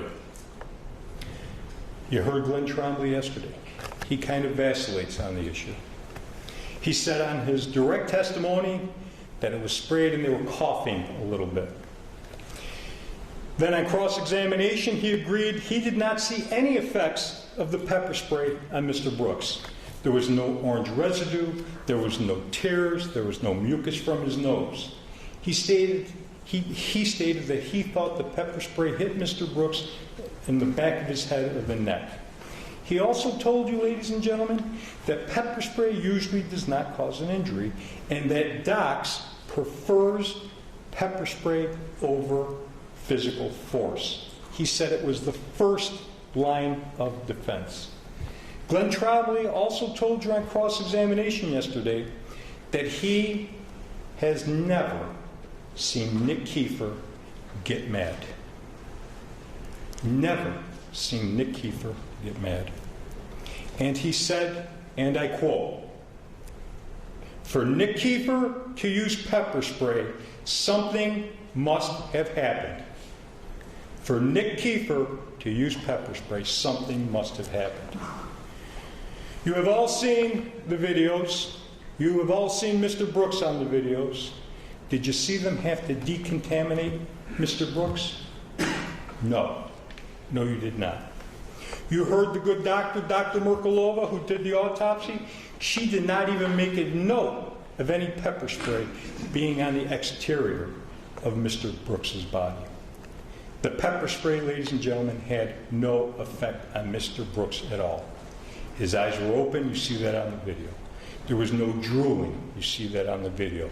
No mucus from his nose, no tears from his eyes, no coughing, no orange residue on his face, nothing. Recall that both Mr. Kessler and Mr. Trombley told you that after this pepper spray incident on the walkway, Nicholas Keifer did not lay one finger on Mr. Brooks. Not one finger on Mr. Brooks. Now, ladies and gentlemen, I'm not commenting about what happened to Mr. Brooks in the treatment room. Nick Keifer was no part of that. He wasn't there. What I'm asking you to do is to review and evaluate the situation up until Mr. Brooks was carried into that infirmary building. It's unfortunate, but it's true. Mr. Brooks was a problem at the Mohawk Correctional Facility. Mr. Brooks was a problem at the Marcy Correctional Facility from the time he arrived there. Recall the state police investigator Sarah Neerhoof, if I'm pronouncing her name properly. She was the one with the walkthrough video that she filmed to show you and give you a perspective right from the parking lot all the way to this incident. She actually went all the way back into the treatment room so you can get a visual of the actual route that Mr. Brooks was taking that evening. To get all that on film so you would have a good view of it, it took 1 minute and 45 seconds. For Mr. Brooks to walk that same route, it took over 14 minutes. Now that we have reviewed the evidence, or more accurately put, the lack of evidence, ask yourselves, ask each other when you're deliberating, did the prosecution prove to you that Nicholas Keifer intended to aid or encourage anyone's criminal conduct? Did Nick Keifer act with the mental state, depraved indifference, or conscious disregard for life? Did he intend to harm or cause serious injury to Robert Brooks? Or was he simply present for brief moments but not acting with any criminal intent? Our law does not punish people for being in the wrong place at the wrong time. It punishes those who act with criminal intent and indifference. For Nick Keifer, the prosecution has not met its burden of proof on any of the 4 charges. Let's talk about Dr. Merkelova. She did the autopsy. She told you that Mr. Brooks' death was due to compression of the neck and multiple blunt impact injuries. Multiple blunt impact injuries. That's contained right in her autopsy report that was submitted by the special prosecutor. That is Exhibit 36 for your review, if you so desire. There was no evidence presented that Mr. Keifer inflicted any blunt force injury to Mr. Brooks or caused any injury at all. None. No evidence. Dr. Merkulova closely examined the exterior body of Mr. Brooks and did not note any pepper spray on any portion of the exterior of his body. She told you that she examined his face, his eyes, his mouth, his neck, his nasal passage. No pepper spray in those areas at all. None. She also told you that she did the internal examination of Mr. Brooks' body. She looked in his mouth. She looked down his throat. Looked at his tongue. Looked at his lungs. No mention of pepper spray in any of those areas, and certainly no injury as a result of the minimum application of pepper spray. Ladies and gentlemen, if you have any doubt, any reasonable doubt, about whether Mr. Keifer possessed the required mental state or whether he intentionally aided or encouraged the conduct, you must find him not guilty. The burden is on the prosecution, and quite frankly, they did not meet their burden, and I say that with respect. You've been told many times, ladies and gentlemen, and you're going to be told again when the judge gives you the final instructions, the burden of proof on these charges rests entirely, 100%, upon the prosecution. The defense is not obligated to prove anything. But did the prosecution take you through the video evidence and say, here's where Nick Keifer committed murder second, depraved indifference, here's where Nick Keifer committed manslaughter one, here's where he committed gang assault? No, they did not. There were 4 body-worn cameras in the evidence. You have them all. The A-Long video, the Trombley video, the Gallagher video, and the Fisher video. I was the one who initially took you through those videos, minute by minute, that the prosecution had put into evidence. I did not try to hide anything from you. I wanted you to see it all with your own eyes. I showed you every time Nick Keifer walked in and out of that treatment room. I showed you how long was he in that treatment room and what was happening in that treatment room when Nick Keifer walked in and out. Nick Keifer, ladies and gentlemen, was in there 4 times, and that's assuming you're counting his leaning through the threshold over to the counter to grab his body-worn camera and exit the room as 1. If you don't count that as 1, he's in there 3 times. At no time that he was in that treatment room was he in there longer than 16, 17 seconds. And at no time when he was in that room did he see, or do you see on the video, anybody punching, kicking, striking, assaulting, or other abuse on Mr. Brooks. Ladies and gentlemen, at the start of this case, Mr. Fitzpatrick assured you that he would prove to you that Nicholas Keifer was a member of a gang of murderers. Did he? I submit to you he did not. Although they promised you they would, the prosecution has not shown you that Nick Keifer acted with depraved indifference. There is no evidence that Nick Keifer exhibited a wanton disregard for human life. The facts do not show that he consciously disregarded a grave risk, nor that he encouraged or aided anyone else in such conduct. Nick Keifer was only present in that treatment room for mere seconds, very brief moments. But even if he had been in that treatment room for the whole time, his presence alone is not guilt. Unless Mr. Keifer intentionally aided or encouraged the conduct, he cannot be held criminally liable as an accessory. The prosecution has not shown that Nick Keifer intended to cause a physical injury to Robert Brooks, let alone prove to you that he caused a serious injury to Robert Brooks. In fact, the prosecution has not shown you that Mr. Keifer caused any injury to Robert Brooks. Ladies and gentlemen, the prosecution's case relies on speculation and assumptions, not on concrete proof. You cannot convict on speculation. You must base your verdict solely on the evidence and the law as the judge will instruct you. Emotions play no role in this. As I stated, this case is a tragedy, but our justice system demands that we distinguish between those who are truly culpable and those who are not. Nick Keifer did not act with depraved indifference. He did not intentionally aid or encourage the conduct that led to Mr. Brooks's death. Mr. Keifer did not intend to cause a serious injury that resulted in Mr. Brooks's death. Mr. Keifer did not intend to cause a physical injury when he was aided by two or more who were physically present to Mr. Brooks.